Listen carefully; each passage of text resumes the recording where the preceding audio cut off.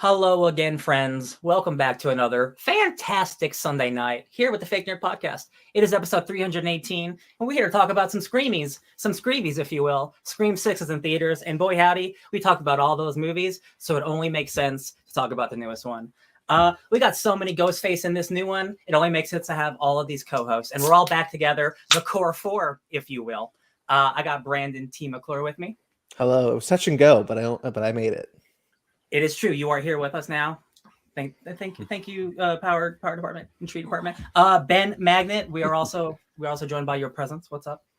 I am here. I am ready to go talk about some screams. Yes, and it wouldn't be a Scream discussion without Sparks, would he?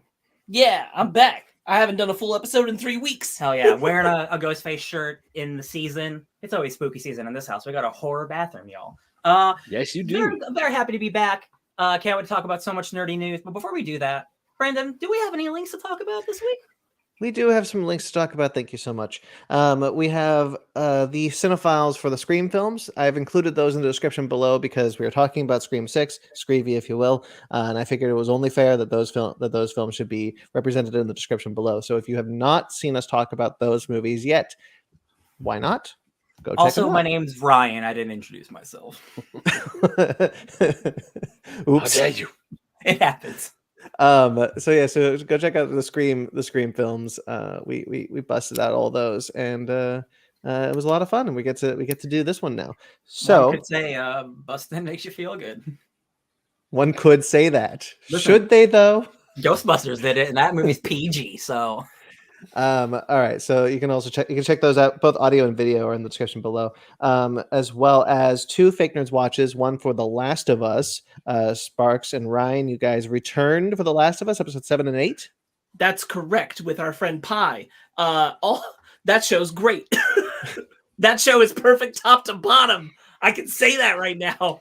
yeah, y'all go watch. This is just one of those situations where, like, Mr. Video Game Ben Magnet not watching the greatest video game adaptation of all time. No shit, he didn't play it either. No, I know. Brandon, you love the Uncharted franchise. The guy who worked on all those is the creator, writer, director of the show. Like, y'all, when you watch a show, you're gonna wish you would have watched it with us because it is the Andor, it is the Peacemaker, it is the Peacemaker. It is the good shit. It is the January show that's going to stay in the top 10 for the rest of the year. We are hot off the finale as of like 10 minutes ago. Yeah, I would have talked about it in my week, but I'll talk about it here. We just finished the finale before we watched trailers for this podcast recording. Y'all, they did it. 10 out of 10 adaptation. Incredible. Good. Yeah. Check out our Fake Nerds Watch coming up this week where we talk about the finale. Check out 7 and 8. We love that show. Y'all should be watching. Jesus, Joel. My partner has finally gotten through Star Trek: The Next Generation, so we're starting The Last of Us when I get home. Love it. Love to hear it. So yes, Ben will watch it in 2026, just before the next season. Yeah, because we'll make him do a Fake Nerds Watch because we'll all be watching it, and so that's how it will happen. Of course, you can also check out another Fake Nerds Watch series, Star Trek Picard episode 3. I'm a little bit behind on Star Trek Picard. Episode 4 is out now. The episode of the show is out now. So Fake Nerds Watch episode 3 is in the description below. We were a little late getting that one out, but happy to do it because wowie zowie, episode 3 might be one of the best episodes of Star Trek I have ever seen. Wowie zowie. Brandon, yeah. I truly, like, every week I'm hearing you talk about Picard, I'm seeing you talk about Picard, and I truly, truly hope the bottom doesn't fall out from under you the way it has in the past 2 seasons of Picard, because I'm like, man, fool you 3 times. I don't know, bud. I know. I don't know. This is a legitimate fear that I've had because, like, as we get further into the season, we're almost halfway through the season, and so I'm like, oh, when is it? The bottom's gonna, because season 2, I was really hot on season 2. Season 2 had a really strong start, a couple of good episodes, and then like really tanked. And I was like, damn, I don't know, man. Season 1 was a little bit rocky. I like some episodes. I didn't like. I was kind of in it. But season 3, man, if season 3 is bad, you guys, I might kill myself. I've heard. I'd rather that not be the immediate go-to reaction to it. Yes, it would certainly be sad. I've definitely. The Twitter buzz is like, damn, the season actually is really good. Like, yeah. It actually, I'm like, hell yeah, I'm glad that the that like because it is like the next generation like reunion. I'm glad that this one isn't like bad because that would just be like a fart. That'd be just a big fart. I'm really glad that by their third attempt they finally made the show that everybody wanted in season From the 1. first. It's classic Star Trek tradition. The first 2 seasons are rocky. The third season is great, There you go. except the original series. That Or third Strange season New is Worlds. garbage. Or Strange New Worlds is actually an incredible first season. Or Strange Lower New Deck. Worlds just doing it correctly right out of the gate. Next season, Strange New Worlds is a good worst show. season ever. Don't do that. Oh man, I'll be so sad. I also talk about with Cookie Star Trek Discovery's cancellation, season 5. It's mostly the same stuff I talked about last week on this show. So if you're watching that, you don't really need. It's the same stuff. It's at the end. But yeah, regardless of how I feel about this season of Star Trek Picard, in the end, episode 3 is stupendous. I was blown away. It's one of the most compelling episodes of television I've seen in a long time. I highly recommend the season, especially Ryan. You're a next gen guy. I am a next gen guy. It's true. You should definitely check out this season. Don't watch the first 2 seasons. Watch this season. It's not. Is it even? It's not even like required. I'll be totally fine. Yeah, it's completely standalone. Okay. It's like, why did they even do it? Okay. Because like I really am like seeing the pictures online. I'm like, fuck it is really cool seeing all them together again, and not just like at a Star Trek convention. Like, nah, they're in a real ass like big budget show. Yeah. It is really cool. And you know how Riker didn't get his show after Star Trek Nemesis? Mhm. They basically just gave him a show. Oh yeah. Anyway, great show. I'm sorry, I don't mean to gush too much about Picard. No, I'm happy about it. So you can check out that episode where I talk more in depth about it with Cookie, audio and video once again. Again, make sure to subscribe to that audio feed for Fickner's Watch. It's great stuff. Yeah. Now some personal links. I have, of course, my CBR articles linked below. I did a Rocky article and a every Star Trek article. Both of them ranked according to Rotten Tomatoes and IMDb, but it was really fun to write both of those. I really enjoy. I went through all the Rocky films as I mentioned last week, and it was kind of fun to just kind of put some words to that. That's linked below. You can also check out my article for KaijuRamaMedia.com, where I also am the editor, as I mentioned before. I talk about the Thailand film, The Lake, the Thailand kaiju film that's coming to North America actually as of Thursday. It's in select theaters, so check out that article. That's up there. Ben, Hi, your turn. my turn. Yeah. So what do I You got, have bud? you have 2 episodes of Grayson Live. I do. He and I are playing through Mega Man X4. We're having some, he's not playing. I'm the one playing it, and we're having some fun just blowing robots up. Very cool. And 2 articles. Yes, I did. So I got 2 articles for Go Nintendo up. That both of them came out this week. The first one I wrote about Nintendo's supply problem, which is essentially a problem they've had because, as you guys know, Metroid Prime Remastered, the game was shadow dropped. Sparks is laughing. What's going on, Sparks?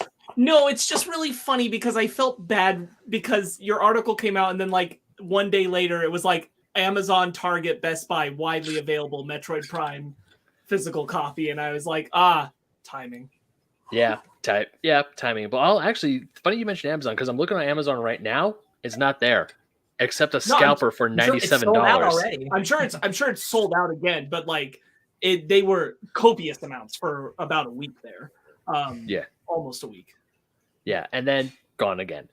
But yeah. I'm not saying Nintendo doesn't have supply problems and the article isn't accurate. It was funny because it was specifically about that, and then like the day after you dropped it, they're like, "No, we got it." I mean, I did mention that just keep an eye on it. They're going to hopefully change it up. So I did say that. But yeah, Nintendo does have a supply problem. They have a really major problem of undervaluing or underestimating how much people want a product. The biggest case in point is the disaster that was the NES Classic release. Not to say that the unit itself was a disaster, far from it, but the release of it is because they made so little units because they didn't realize how many people were going to buy the damn thing. Mm-hmm. And even he wasn't CEO of Nintendo America then, Doug Bowser. He said in an article to Business Insider India, we learned our lesson. We're going to change things up. We're going to make things better. But did you, though? It's still hard for people to get a hold of Metroid Prime Remastered. I got lucky because I called a GameStop in the morning right when they opened, and they had a copy, and I was able to swoop in and get it. But they don't. But when the thing releases or when it did release, it was super hard to get, or people were scalping it on eBay for for well over $100. And it's a problem because like there's a lot of boo the fools who bought it for a lot on eBay again to have Amazon, Target, Best Buy put it up for like 5 days in a row there. The restock at the restock price, and it'd be fine. Granted, like again, not available, but it'll probably circulate back. But like, it's this kind of issue. That just goes to show you that like the demand for that game is real and it will always be real because Metroid is a great franchise. The demand for the physical edition of that game specifically, because I mean, you could download the game should you want. It's the same price, $40 physical, $40 digital, and there's no price difference. But the fact that people want physical media should show Nintendo that, hey, keep giving us physical stuff. We will pay for it and we want it. Ryan knows already I bought a physical copy from Target because I wanted both of us to be able to play it on our own time on our Switches. And the easiest way to do that is to have one physical copy. Yep, very true. So that was my first article, which I was actually surprised of how many people started commenting on that one. I was like, oh, damn, that's engagement. Yay. My second one is a review of a game called Gyroblade. Now I was directly asked by the developer of this game or the publisher of this game to review it. Do you guys like shoot 'em ups? Shmups? Not as much as I used to as a kid. Okay, then you're probably not gonna like this game then. That's a shame. Because this game does this game is 100% classic shoot 'em up. You're just a helicopter. You can go up and down a screen. There's a high score, and that's it. What it does very well. But if you want more content, you want more different modes, you're not going to get it here. So really, it's as someone who likes shoot 'em ups, I can see the appeal to this game to those who absolutely love shoot 'em ups. And because this is a good game, it is fun. It is challenging. You do have to be really quick on the draw and make sure your reflexes are there to dodge bullets and dodge enemies left and right. But if you don't like that sort of game, then you're not going to have a good time. And you're also going to get bored with it really quickly because it's only just the 8 levels and then you're done. Mm-hmm, mm-hmm. So it just feels like just an old school game of like, hey, you'll beat this in like 25 minutes. Pretty much. Yeah. Still a good game, though. Like I said, what it does well, it does very well. But that's about it. Very cool. Linked below, you can find both of those, as well as finally, I'll mention the Animation Station episode that went up on Monday, where Sparks and Ben talked about Sonic Prime. I thought it was the other one. No, it wasn't. Sonic Prime. That one went up already. Yeah, that's right. I got You just weren't there. No, I know. Hey, I did Animation Stations. Well, I didn't get to talk about them. I did Animation Stations with both these guys while I was away. They came up. I loved both those conversations for different reasons, and I thought they were great. But what about Sonic Prime? Huh? What about Sonic Prime? No, both those conversations. He loves the conversation. He said. I was trying to trap him. All right. Look, Sonic Prime is mildly disappointing in a narrative sense. I still enjoyed watching it because the animation is stellar. Yeah, sure. And I'm a Sonic fan, so it's made for me. It's just not made for everybody, and I wish it was. Yeah. All right, so that's linked below as well as audio and video, and that's it. That's all the links you can find down below in our description. Check them out. We work really hard on them. We love them. They're our children. Click on them. Click on our children. Hey, thanks for promoting all the stuff that I made while I was gone. I appreciate it. Oh, you're welcome. It's the least I could do because you did the most you could do. I did. Symbiosis. So that'll do it. So who wants to go first their week? Me. I have a lot to say, so I think I should start first. I consumed a lot of stuff. I saw the Venus de Milo. I saw the Mona Lisa. I'm not going to do this. I saw a lot of things in Paris. This man went to a museum. I saw a lot of things in Paris. I had a wonderful time. I'll probably post pictures at some point. I went to the Disneyland in Paris. Of the parks I have been to, which is all the Disney World ones, the ones in California, Shanghai, and Disneyland Paris, I would say that Disneyland Paris is the most aesthetically pleasing. It has the best layout, the best buildings. It is the most fun to just walk around and look at because they put a lot of thought and creativity into the architecture and setup of that park. That's kind of all I'll say about that. I think their Frontierland is much, much, much, much, much better than ours, and let alone that any other, because it all functions as one cohesive narrative. basically the narrative around Big Thunder Mountain Railroad also plays into the same narrative of Phantom Manor, which is their version of Haunted Mansion, which also is superior to ours. Yeah, Anyway. I heard that. I heard that a lot when Fanny came back from Paris. Yeah, y'all, Vincent Price is in the narration for Phantom Manor, so, you know. I love that. Yes, He's Ben. Yeah, he's the Phantom. That's awesome. Okay, I was upset before. Now I'm really upset. I'm Vincent. Hey, Sparks. one day. Sparks, I forgot before you continue on with your week. I wanted to give you the opportunity to go through every news entry from the last 2 weeks you were gone in order. So let's start. No, I'm kidding. You guys did a great job covering it. I have nothing to add. I however will dovetail from that into responding to Brandon's assessment of the Rocky films last week by talking about me watching Rocky 1 through 4, and specifically Brandon has slandered the incredible Rocky 2 and it disdains me. Incredible. Ew. No, sorry, we are in two totally different camps. Of Rocky 1 through 4, Rocky 2 is my personal favorite. I think it's the best. I think everything Rocky slums its way through doing poorly, Rocky 2 does better. That's so interesting to me because because it is a half hour longer. It is a minute shorter, sir.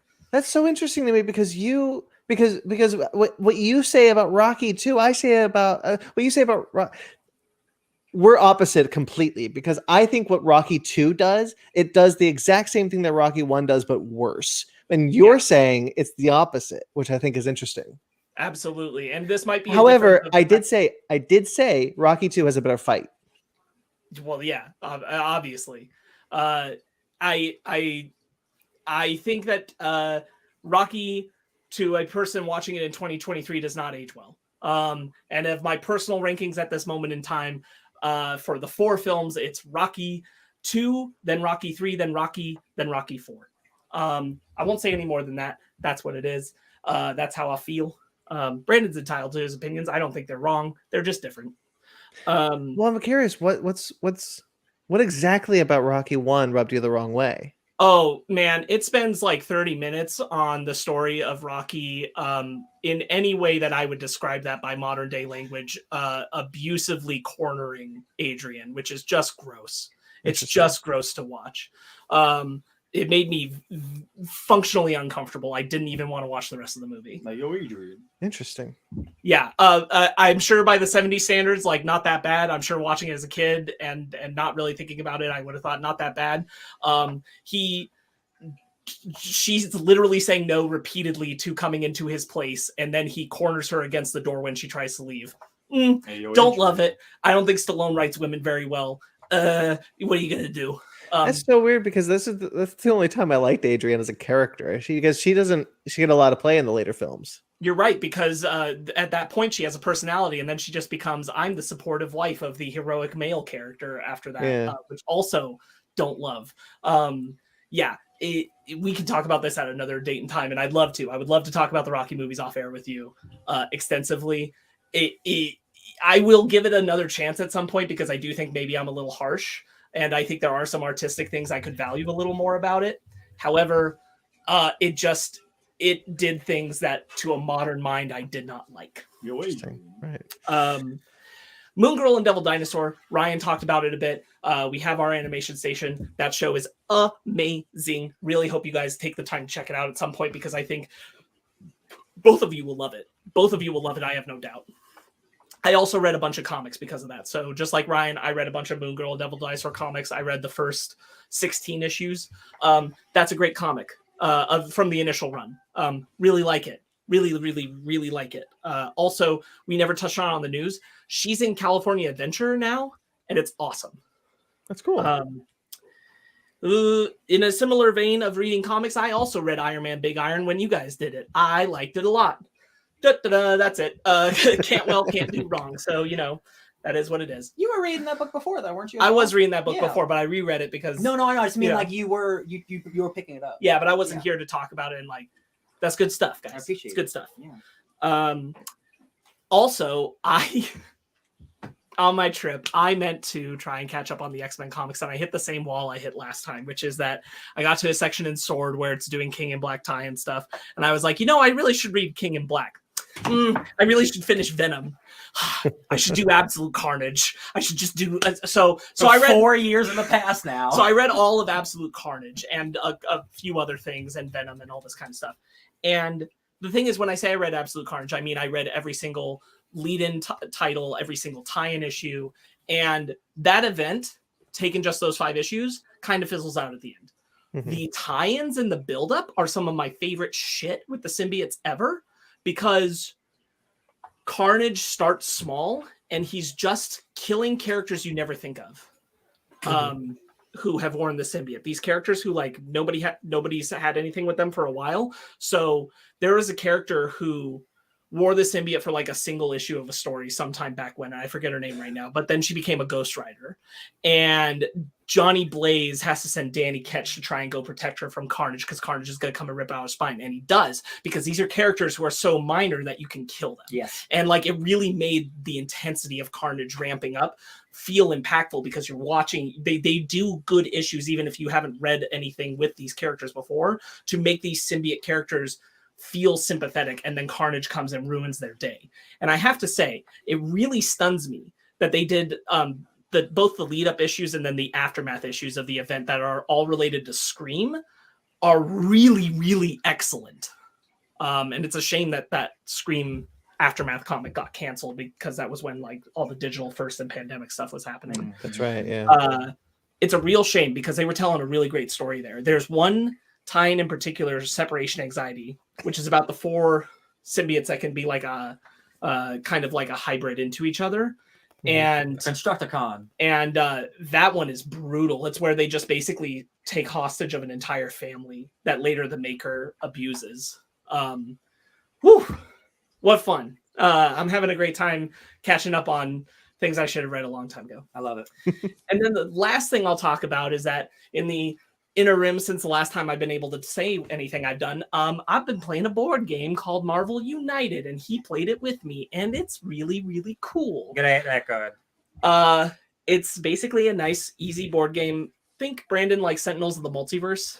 Kind of like that, but you're doing it with Marvel. It's a lot less complicated. Just really well designed. They come with the little figures. You can paint them. Look what I was reading the other day. There it is. Yeah, Separation Anxiety. Yeah, that's completely separate, because I was like, I know I was reading this comic. Yeah. That's really funny. Yeah. So Marvel United, great game. I don't have anything else to say. He just bought an entire. Oh my gosh! He just bought, because you can buy so many expansions. He just bought an X-Men expansion that has all the X-Men. It also has Mystique and Magneto, who are villains that you fight, but they're the first characters that also can be heroes who can join your team. And I saw that blew my mind. Yeah, they have two separate card decks for whether they're functioning as a hero character or a villain character. And they're called anti-heroes. Yeah. Just love there's also, I bought the Infinity Gauntlet expansion for it, which is really cool, because that is a 4-game setup. You play 3 rounds where you're fighting a single child of Thanos each time. And if they get the stones, whatever stones they collect in those rounds are the amount of stones Thanos has in the last round for you to face him. So he could have 2, he could have all, whatever. Depends on how well you do. Yeah, it depends how well you do. And you can lose heroes throughout that fight and have to trade in other heroes. Anyway, that's it. We got a lot to do. I don't mean to take up a bunch of time. No, you're fine. I will go next, because I despite not being on last week, I don't consume as much media as I used to. I'm not the man I used to be. I go to sleep before 1 o'clock these days. It's crazy. I'm an old man, I feel like. I got back into a video game that I started playing a couple weeks ago called Hi-Fi Rush. It was a stealth Xbox release. And I got about a third of the way through that game, and then I got to a level, and I'm playing this on my PC, because PC also has Xbox Game Pass. It's compatible. Where my computer couldn't handle it anymore. And it's not a super intense game, but I also don't have the strongest computer, right? So I know, Emma, it's crazy. So I stopped playing Hi-Fi Rush for a bit. And I really want to get back to it. So, I've been saving up money, and I bought myself a new computer that was on sale. Not the highest end computer. I will never buy a $3,000 computer. I know, Emma, I want a $3,000 computer. So, but it was like, it was cheap enough where I can get a new one. I am not a computer person whatsoever. I don't know anything about tech. I am a huge nerd. I know so many things. Computers are not one of them. Almost deliberately, where I am like, I don't want to know about computers. Just I'm a console person. So I've been trying to mess with this computer, not being a computer person, and boy, howdy, I've had days and hours of frustration. There was an entire day where my computer wouldn't even turn on. Boy, I was on a lot of Reddit threads, guys. I now know more about computers than I did 2 days ago. Let me tell you. Learning is fun, but I got a new computer. I put my old graphics card into my new computer, so it's A+. It's more like a B-, but it's pretty good. I got to play Hi-Fi Rush. Those graphics are good enough. I got back to that game. I am now. There's 12 levels. I am on. I just beat level 11, so I'm on the final mission. And guys, that game is incredible. It's an action platformer. You know, it's level based. You know, you level up your character in between levels.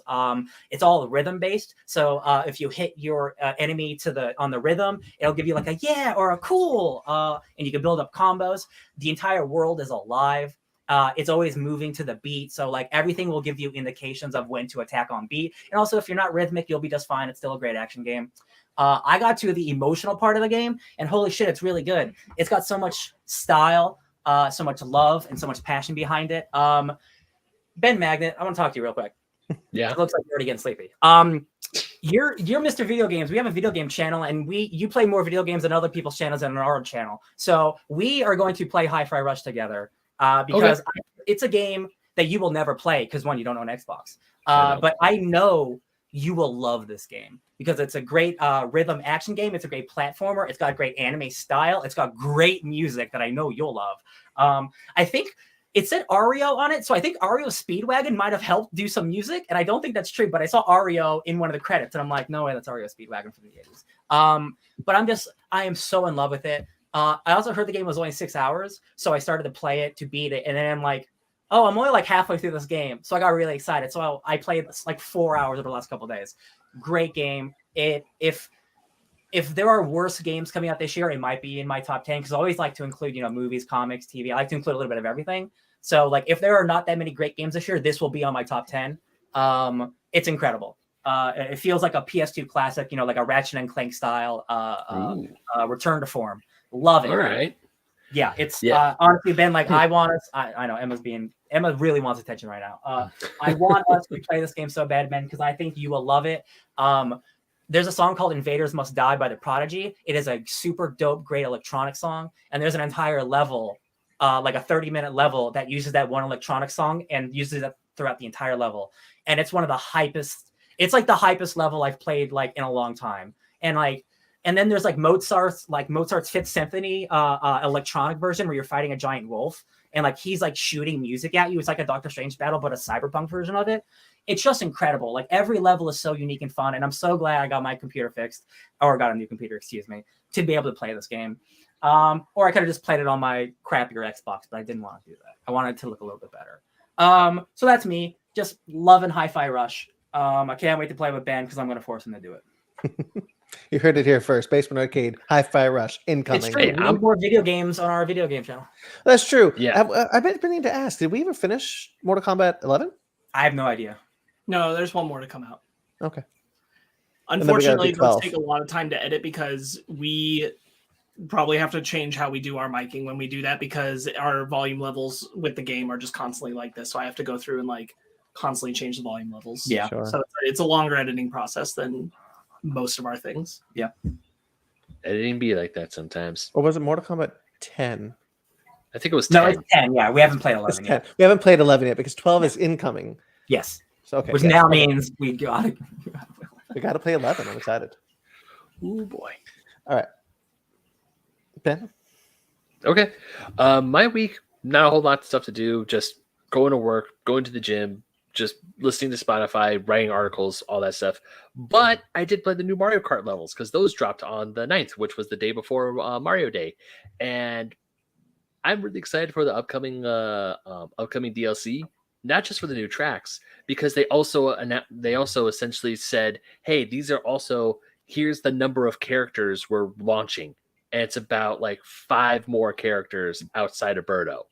So with the newer tracks that we're going to get down the road, we're going to also get a whole new column of characters on the character select screen. And I am here for it. I'm like, hell yeah, let's do it. Of course, new tracks are really fun. Yoshi's Island, brand new track, first track based off the hit video game from the Super Nintendo. A lot of people absolutely love that game. And you know what? It's a really fun track. It's Mario Kart. Once again, Mario Kart 8, it's still proving to be the one, like the definitive Mario Kart game ever made. More tracks, more people to play as.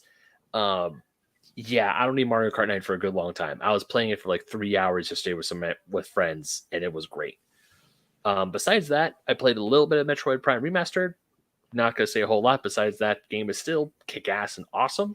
Can't wait to play more. Been trying to play more, but life decides to step in and say, no. I'm really glad that you're finally playing that game, Ben. It's so good. It's so much fun. I just got the space jump boots. I just got those. And I'm like, I love it. I love it so much. That's good shit. And also, that's good shit. Yeah. Yeah. And I mean, I would put it on my top 10 of the year, but since it's a remaster, it shouldn't count. But I'm just glad they found it's your own list. Why arbitrate it? It's your own list. You can do what you want. And you can always mention it in the things I consume that are from previous years part. That's true. Should we do that too? That's true. Yeah. That's true. That's true. We have plenty of places where this could be, Ben. Yeah, that we can. And also, besides that little sizzle, I also recorded another Basement Arcade pause menu yesterday, so be on the lookout for that. Hell yeah! After the one that he recorded before that, which will come out sometime this week. Yay! Any Marvel Snap? Actually, no. I haven't played any Marvel Snap. I need to play because when I first started playing it, I was like, okay, I played a few rounds of before I went to bed. And now it's just, I just get home, I just go straight to bed, and then I knock out. I'm glad you go to bed instead of staying up till 5, 6, 7 in the morning. So that's good. Well, I go to the gym I try to go to the gym around 8:30, 9 in the morning now, so I can't really stay up super late anymore. That's great. We're all grown up. It doesn't matter when I go to bed. I'm always up at 7 a.m. 7 p.m. Who did that suck? I could go to bed at 3 a.m. and I'm up at 7 a.m. I hate it. That is way too early. I think it's my dad's genes because he was very much like, that certain point of the morning he is up and it was no going back to sleep. Well, you are also born 40, so. No, that's true. Grayson's in the chat. I should acknowledge Grayson because Grayson is there. Yeah. How you doing, buddy? Oh, I didn't even notice either. What's up, my friend? Grayson says, no lie, I've had my eye on Hi-Fi Rush, but I simply like watching videos on it. I like how the music is so incorporated into it all. And in regards to us doing it for Basement Arcade, he says, I'm ready for it. Yeah, the only thing is that it uses licensed songs for the boss battle. So there is a streamer mode where they changed the licensed songs to like just regular songs, which is less good. It's less good, but they do incorporate it in a good way where like it is still a dope ass song. It's just not 9 Inch Nails or like like a dope ass like Daft Punk cover, something like that. Yeah. All right. My turn, Ben. Mm-hmm. Sure.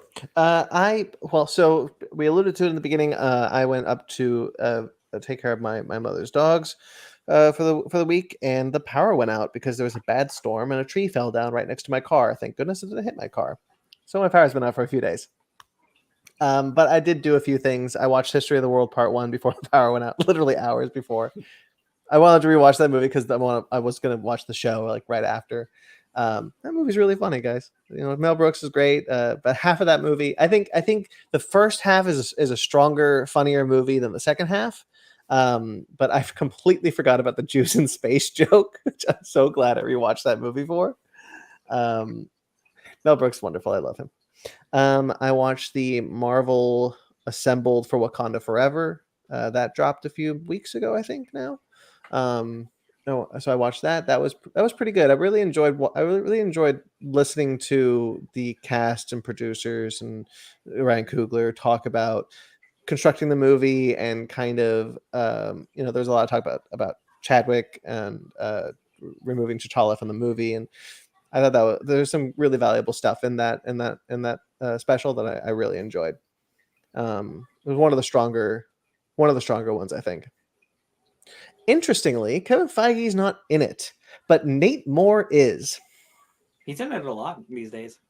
Yeah, interesting. Yeah. He's busy. Well, some people think he's gunning for Iger's job when Iger finally leaves. No, crazy. Nate Moore hasn't said a single thing publicly in description of like the creation of any of the Marvel projects that I've agreed with. So Yeah, not same. crazy about any time he opens his mouth. Nate more No. like Nate less. I agree. But yeah, so I was really surprised about that when watching it. I was like, oh yeah, Nate, where was Feige? Because he's been in all of them except for this one. And I was like, okay, well, you want to keep it like cast and things. But then Nate Moore shows up. I'm like, oh, what are you doing here? Yeah. So because the power was out, though, I overpacked. I overpacked comics because I was like, you know what? I sometimes have a lot of downtime. I'm going to pack a bunch of comics. What if I don't get through them all? I'll get through some of them. I got through all of them. So I read X-Men up to the second Hellfire Gala. That's how far back I was. So that's X-Men Red and Legion of X, which guys, I really like Legion of X. X-Men Red is also really great. X-Men Red is so cool. There's a scene where Magneto fights Tarn, and it's chef's kiss. X-Men is really good by Jerry Duggan. I really enjoy that. Now when I say like I read all the X-Men, I dropped Marauders, New Mutants, and Knights of X. I was not enjoying them, and I was just like, you know what? I'm spending way too much money on X-Men comics I'm not even reading. Might as well just drop the ones that I know I'm not enjoying and just keep buying the ones that I know I will enjoy. So I read so those are just the three I've omitted. But other than that, I've really enjoyed them. After the Hellfire Gala, I'm getting pretty close to Judgment Day, which is the last X-Men event before Sins of Sinister. I'm excited for that. After Ryan said all the juicy good stuff about it. I recommend, again, I know you don't have Marvel Unlimited, even though it's only $10 a month, and you could read 30 issues of Judgment for $10. I recommend reading every single time because it only makes that event 100 times better. I think I will. Yeah. So really good stuff. Really enjoyed that. Wolverine had a crossover with Deadpool, which I really like Benjamin Percy's Wolverine. I thought those issues were great. His X-Force and his Wolverine are really, really great. Great. So I really like those. But I also decided to take the opportunity to catch up on some of the Black Hammer books that I've been so far behind on. Now, I must reiterate, I am very far behind on many of my comic books. So I went back to Black Hammer, which is now, unfortunately, a Substack original instead of a Dark Horse original. It's fine. I still get the trades when he releases them. Yeah. But I read The Unbelievable Unteens, which is his take on the Black Hammer Teen Titans. That was so good. I mean, it's so good. The art is incredible. It reintroduces a character that we met in Black Hammer called Jack Sabbath, who we thought was this immortal dead guy from hundreds of years ago. Turns out he died in the 80s. He was part of the Unteens.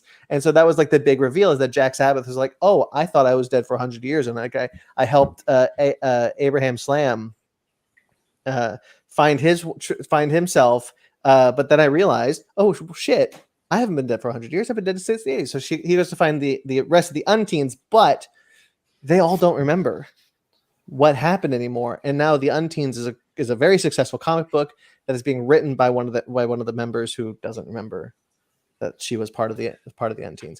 Great work of art. The way the artist does these the flashback pages of they make it a comic book. Awesome. Black Hammer does a lot of really cool meta comic pages where characters will be ripping pages and going through pages and talking to the artist and the writer oftentimes. Really liked it. Really liked The Unbelievable Unteens.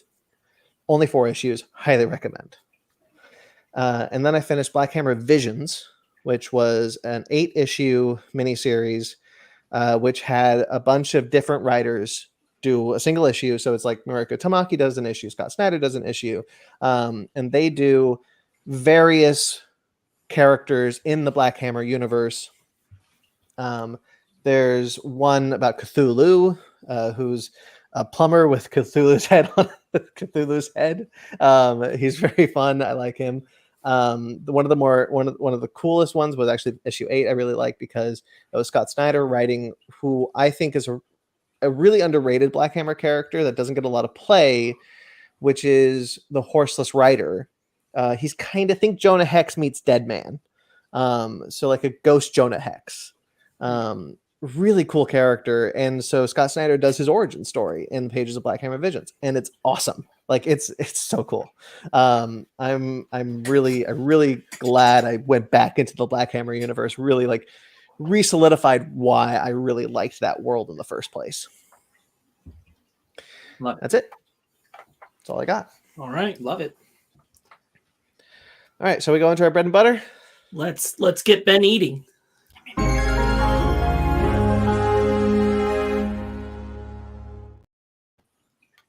Yum, yum, yum, yum, yum, yum.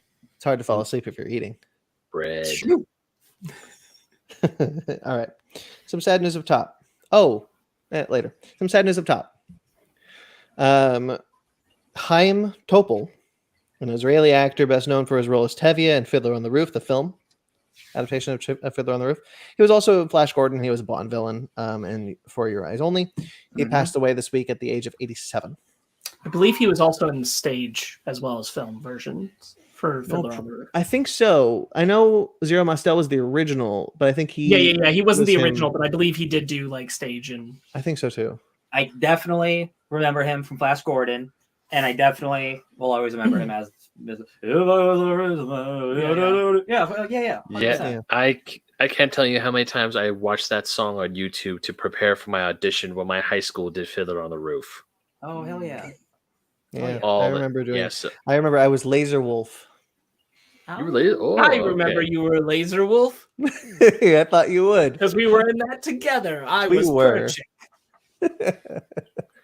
I Oh, was so bad. I played Yussel the Hat Seller, but also my main like spotlight moment was I started the bottle dance, and me and 3 other guys actually bounced bottles on our heads for it. This isn't the first time I've heard Ben say that. That is, Oh, I've sorry. heard him say that before. Sorry. No, it's okay. I was just like, Bottle man. I know Ben's done this. Sorry. Brandon, weren't you old as shit as Laser Wolf? Yeah, I put on a Barbosa voice and I had a beard.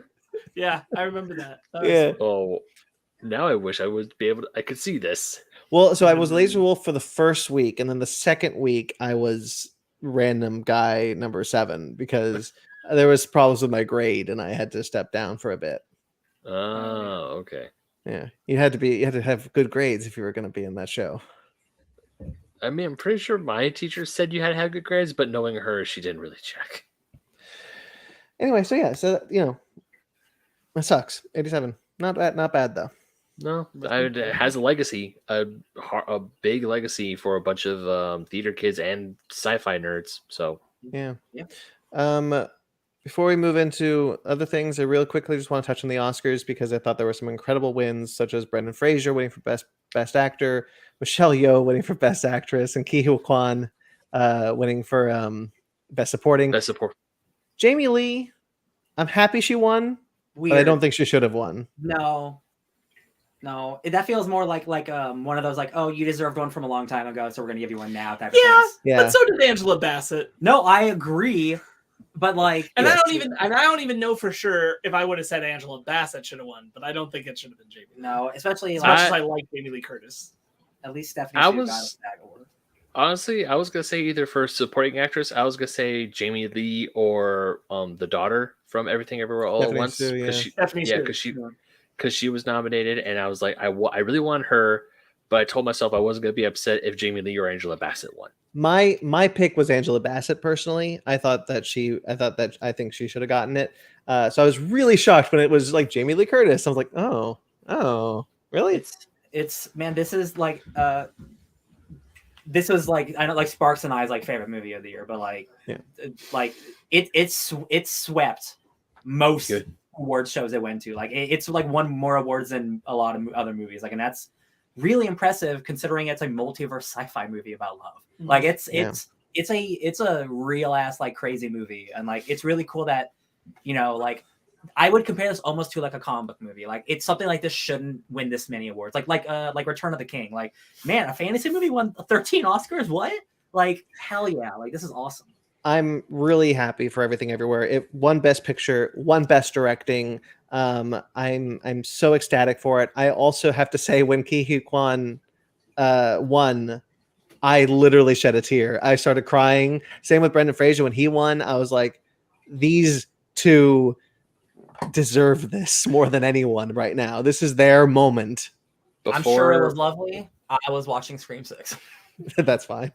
Before we started recording, I was checking who won the Oscars, and I did watch his acceptance speech before we started recording, and I was just like, "You go, man!" Oh, I gotta say, also Ke Huy Quan, when he went up to win because best picture was given out by Harrison Ford, and so they like hugged each other and they like embraced, and it was so cute to see, and I was just so happy for them. I am very happy with a lot of those wins, specifically the ones I mentioned. Oh yeah. Pinocchio won Best Animated Feature. That's cool. Whoop whoop. The Robert Zemeckis one. No. Oh no. Guillermo del Toro is now the only person to win Best Picture, Best Director, and Best Animated Feature. Ooh, that's probably not going to happen again for a long time. Yeah. Nope. Wow. Cool. That's very cool. Very cool. All right. I held this back from last week's news because I knew two people needed to talk about it more than anyone else, which is Dragon Ball Z. Budokai Tenkaichi 4 has been announced. Yeah, wild. Yes, it has been. I also immediately Santa Claus myself when I realized that, like, they were posting with it, and they're like, "It's been 16 years since the last Budokai Tenkaichi," and I went, "Whoa!" Yeah, definitely got Santa Claus right there. Yeah. There's no information. It's just like, hey, we're making the game, baby. Here's Goku. He looks blue. I'm like, hell yeah. Hell yeah. Notably, that environment looks incredible. Yeah. Which, I mean, like, video games have come a long way since in 16 years, so of course it's going to look pretty good. I mean, PS5 Kakarot looks pretty good. But I didn't realize until, I will give the teaser some credit, I didn't realize until I was seeing it that I'm like, oh shit, I do want to play a really good looking Budokai Tenkaichi. Yeah. There is Fighters, Dragon Ball Fighters, which is a great game. Which is and this is not a dig at Budokai. That's a real fighting game made by like a real a fighting developing team who make like Guilty Gear and shit. The Budokai games are much more arcade fun, where it's like you want to see big explosions. But they are a great time, and they are my favorite. If I had to pick between Fighters and Budokai, it would be Budokai, because that's the only franchise where you can go from base Goku and power up to Kaioken, power up to Super Saiyan 1, to Super Saiyan 2, to Super Saiyan 3, to Super Saiyan 4. Yeah, they really make it feel like the way Dragon Ball Z fights occur, in the sense of like power and attacks and that kind of thing. The speed of Fighters is like the fighting matches of what you want in that terms, but it doesn't have the room for the transformations and they're very different. The big bombastic moves, and Tenkaichi's the place you go for that. Yeah. And yeah, so like it'll be, hey, like almost every single Dragon Ball fighting game, just like every single anime game that's ever come out, it's going to be, hey, here's going to be the story that you've played 100 times. Every Dragon Ball game, you're going through the Saiyan Saga, the Cell Saga, like you're going to do all that shit over again. But this time, it's going to look really effing good. It's going to look really, really good. And then we'll be able to go all the way to the Super Saiyan God stuff. There's probably going to be like 100 characters. Everyone could transform. Great. Mags in the chat saying the announcement for Tenkaichi 4 is like the Titanic meme where Rose goes, "It's been 84 years." Yeah, Rose and the Santa Claus. When they were talking, because there was a lot of slap jokes at this year's Oscars, and I was like, "It's been 84 years." Man, wasn't there really? That's I kind of was hoping that. Oh no! Jimmy Kimmel opened with, there's a security, there's a crisis team waiting. If someone comes up to me, we got him. And I'm like, wow. And Will Smith, it wasn't even there. Like, it wasn't even allowed to be there, right? Yeah, he's banned for the next 10 years. The jokes when he can't be there, really funny, guys. Yeah, and it wasn't crazy about Kimmel this year hosting. He wasn't very good. He's like the go-to when you can't get somebody right or something. Yeah. Anyway, so currently the game is titled DB Sparking Zero. That's what it's going to be. That's what the trailer calls it, and so it'll be Tenkaichi 4 when it comes out officially. The trailer looks really cool. I'm really excited for this, honestly. I haven't played a Budokai since Budokai 3. Not Tenkaichi 3, Budokai 3. Yeah. Now we're literally talking like 20 years now. Yeah. So I'm excited to actually play it. So you've never played one with the free roam ability? No. Yeah. Me either. I only that's what stuck with Tenkaichi introduced. Yeah. I'm the same boat as Brandon. I never played any of those. I was only playing Budokai 3 because that was my favorite. I love that game. I'm just letting you know there's this game called Xenoverse where if you play it, we can actually play online together and fight big bosses together, like they do in the show. Mhm. And you got free roam ability. Sure. Tenkaichi's just better at the battle system than Yeah. Xenoverse is. Man, if this can just be like a better version of Xenoverse, that'd be really cool. That'd be really great. But they're making Xenoverse 3, so yeah, I don't expect it to come out this year. Because I feel like with an announcement like this, they would have showed more if it was more ready. So I bet it's at least a year away, but because this is a loaded year of games, so like maybe hopefully this year, but I suspect next year. Yeah, it was a surprise though. No one saw this coming. Yeah, very happy especially after the last Dragon Ball game, Breakers did not set the world on fire. God.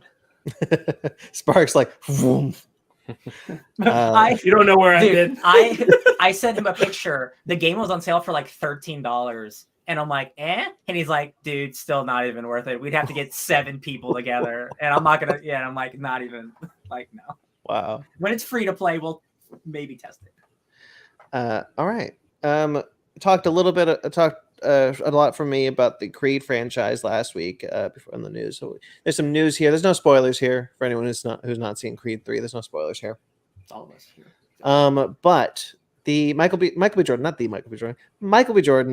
is looking to expand the Creed franchise.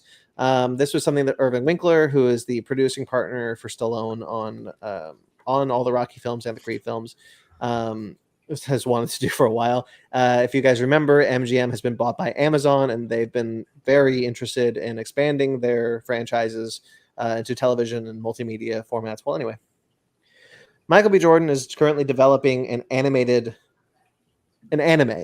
series based off Creed. Not much more is known about that. Probably going to star Creed. I can totally see him voicing an anime. Yeah, honestly. He's done it before. Yeah. Yep. An anime? I guess I should put anime in quotation marks, but it's the Rooster Teeth. It's one of the Rooster Teeth anime. Yeah. But let's be honest, whatever Creed anime they make would also be a anime quotation marks. So I think it counts the same. Sure. Yeah, that's fair. Michael B. Jordan was also Cyborg in Justice League Doom. He's really good in that. Oh, that was a while ago. Yeah. I will say, like, before you go on to the rest of this, like, I get his passion for anime. I think it entirely depends on who he gets, behind the team, because like having the passion for anime and being able to create anime are not the same things. Sure. Yeah. Real quick, like Stallone's not in Creed 3, and I didn't realize this, but like, boy howdy, there's like bad blood between them. So I'm gonna get into this. into this a little bit. But first I'll say that a project featuring Adonis Creed's daughter, Amara, is being discussed. Has not been greenlit yet. It is just something that they're looking at. Kind of making Creed a legacy character now, like they did with Rocky. So all of this is coming off the back of a Drago film spinning off of Creed 2, which is still in development and has a script and just waiting to be filmed at this point. That's going to be about Victor and Ivan Drago. That movie is where the bad blood started, because Stallone, who wrote Creed 2, I should add, co-wrote Creed 2, I should add. He was due to get the rights back, like we've seen with the Predator and Friday the 13th franchise. That was one of those franchises that were just going to, the deal is up, it's time to get the rights back. Mm-hmm. Irvin Winkler decided to go ahead with this Drago film, which nulled that contract, and Stallone didn't get the rights back. And he's very upset about it. And so that's why that's kind of where the bad blood started. But he also kind of is like, you're bastardizing this franchise that I care a lot about. I don't know.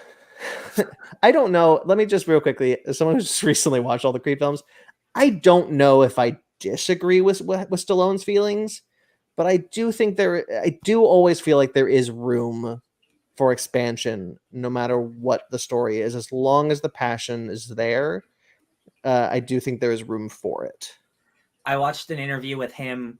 It wasn't Howard Stern. He was talking to somebody, Stallone, and it was like why he wasn't in Creed 3, and he's like, like the part that they initially wrote for me, I was barely in the movie. It was basically to say like, hey, look, Rocky's back in the movie, and I didn't want to be a part of that because I'm bigger than that than what this franchise is turning me into.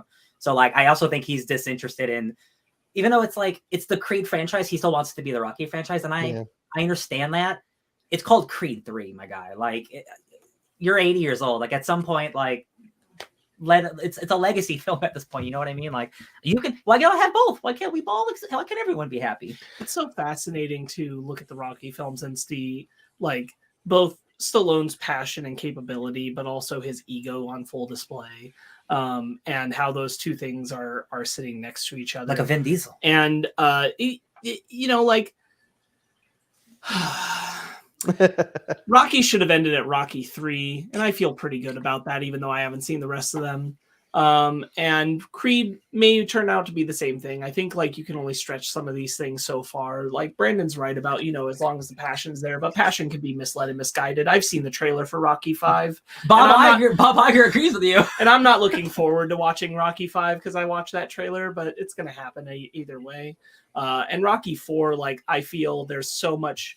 Something had to happen on that movie to take away a lot of Stallone's personal voice, regardless of the fact that he wrote and directed that movie. Like, you can tell that there's something wholly new being forced into the franchise that didn't exist in the first 3 films. And I feel like you run the same risk with, you know, creating too many titles out of something. Like, I get Creed 3 being a success. I get even wanting to do like maybe a TV show, maybe a movie about his daughter, but like, you know, we're counting a lot of eggs before they've been hatched kind of thing. And I don't know who needs a Drago movie. Yeah. These are how I feel. Ben, have you seen any of these movies? I've seen Rocky 2. Cool. The best one. That's the one with Mr. T, right? No, that's 3. Never mind. I've seen Rocky 3. I lied. Oh, damn it. Second best one. Club of Lang. Rocky 3 is a good movie. I like that. Rocky 2 is also a good movie, Ben. You know what? You're allowed to have your opinion. You're allowed to disagree. Look at these. I'm just kind of like, after Creed 2, there's really no reason why I'd be against a Drago film. And not, it's just, after a while, they're basically just the same movie. It's really difficult to keep this type of movie fresh. And I think the Creed films have done it 3 times, and I'm really happy that it has, but like, keep going. They've been the same movie since Rocky 1. I really like Rocky Balboa. Yeah, really they're still all the same movie. Yeah, I don't know. I'm kind of on the fence about this. Like, I really like this franchise, and I agree and disagree with how Stallone feels about it. I did honestly miss him in Creed 3. I don't really think he was really that essential to it. If what you're saying is true, Ryan, I know exactly the part they wrote for him, and I actually think it would have made that movie better. Yeah. But because Stallone wants to be, it's so weird because like Stallone was so good in both the first 2 Creed movies. Like, I think he's still mad that he didn't get that Oscar, which he deserved for Creed 1. He should have won that Oscar. The one time Stallone deserved an award, that should have been it. And I think he's still mad. He's like, I deserve that. I'm Drago time. And I know that there's also part of this Irving Winkler just wanting to stranglehold the Rocky franchise into his own court. So I don't know. Yeah, I should say. Rights issues are always funny. And I get Stallone being passionate about that when, like, you know, you created it. Yeah, 100%. Yeah. Mission Impossible: Dead Reckoning Part 2. Speaking of seeing Kittredge in a movie. Oh yeah. Hannah Waddington from Game of Thrones and recently Ted Lasso is going to be has been cast in the movie, and I'm really excited about it because she's wonderful in Ted Lasso. Everyone on Game of Thrones rules, so I'm sure she's great, whoever she was on Game of Thrones. I recommend looking her up on Game of Thrones. I think she's the girl. Hannah Waddington. HANNAWADDINGHAM. Let's see. That's Hannah Washington. Sorry, hold on. I got fat fingers. She's I think she's the girl that says Shane. Hold on. I can't find her. when the walk the you know what she might. I'm trying to find out who. I'm pretty sure I saw a clip where she's walking with a naked Lena Headey. Oh, is she the shame lady? Is she? I think so. Lady? I think she's a shame lady. She's got a wicked face. She's got resting. I'm a monster face. She's great. She's terrific. She was also in Hocus Pocus 2, apparently. Oh, Oh. so she's the witch at the beginning. Yeah. Oh, yeah. She's good. She's good. She's incredible in Ted Lasso. I love her. Is she a villain in Ted Lasso? At first. Ooh. I adore her. Might have a teensy crush on her too. All right, moving on. Beetlejuice 2. Hey. Supposedly filming this year with Tim Burton attached to direct. Jenna Ortega has been offered the role of Lydia's daughter in the sequel. That's awesome. Cool. I love Beetlejuice. I mostly really like Tim Burton. I love Jenna Ortega. So, like, hey, she must have had a good enough experience on Wednesday to be like, yo, Tim, let's do this. Let's do this, bad boy. Get the whole family back. Yeah. Be so interesting if we finally get Beetlejuice 2. We're talking about it for so long. Yeah, it was going to be Beetlejuice in Hawaii for like a decade. And now, like, well, nah, let's just get Jenna Ortega and do something less original, probably. Yeah. Real quick, Mags mentioning, just like talking about doing something with Mickey when he was a boxer. Oh, you're talking like a period film? Oh my god, like in the 40s? Ooh. A bit of that. 20s to 40s? Yeah. Like old school boxing, that could be actually keep going further back. That'd be fun. Rocky 5 is so bad. Anyway. I'm not looking forward to it. Not even a little. There's a scene with Mickey. They did like a flashback scene with Mickey that just like assassinated that character. That's why you need a new one to unassassinate it. Yeah, that's true. Rocky 5. I watched the trailer before I've watched each of them, so I've seen the trailer for Rocky 5, and Rocky 5 is so clearly from that trailer. Like, we ran out of ideas and decided we needed to try and do Rocky again. Yes, they even got the director of Rocky to direct it again because they did. It's very clear that they just were like, let's make Rocky, but again. And I'm like, cool. I love regression. Oh, I hate Paulie. Yeah, I mean, he's terrible. But he's the worst in the first movie, and Rocky never socks him. Well, he's worse in the third movie. He becomes a racist. No, he was always a racist. We just didn't know. No, we knew. Rocky again, rocked harder. Just because he didn't interact with a black person doesn't mean we didn't know he was racist. That's fair. All right. Scooby-Doo and Crypto 2. What is this movie, you may be asking? Ooh, I love pirates. I know what movie this is. I love piracy. Well, this is a movie that we didn't actually know was happening. Doesn't matter. It was canceled. However, it has been leaked online in its entirety. This is the first of the canceled tax credited films that were canceled under the Zaslav regime that has been leaked online. Yeah. It's wild. I'm so grateful this happened. I came home from my honeymoon and it was on my computer. It's wild. But I love it. I don't know how it got there, but it's there. So weird. It's so weird. But it's there now. My favorite. Does anyone else hear the Pirates of the Caribbean theme song in the background, or is it just me?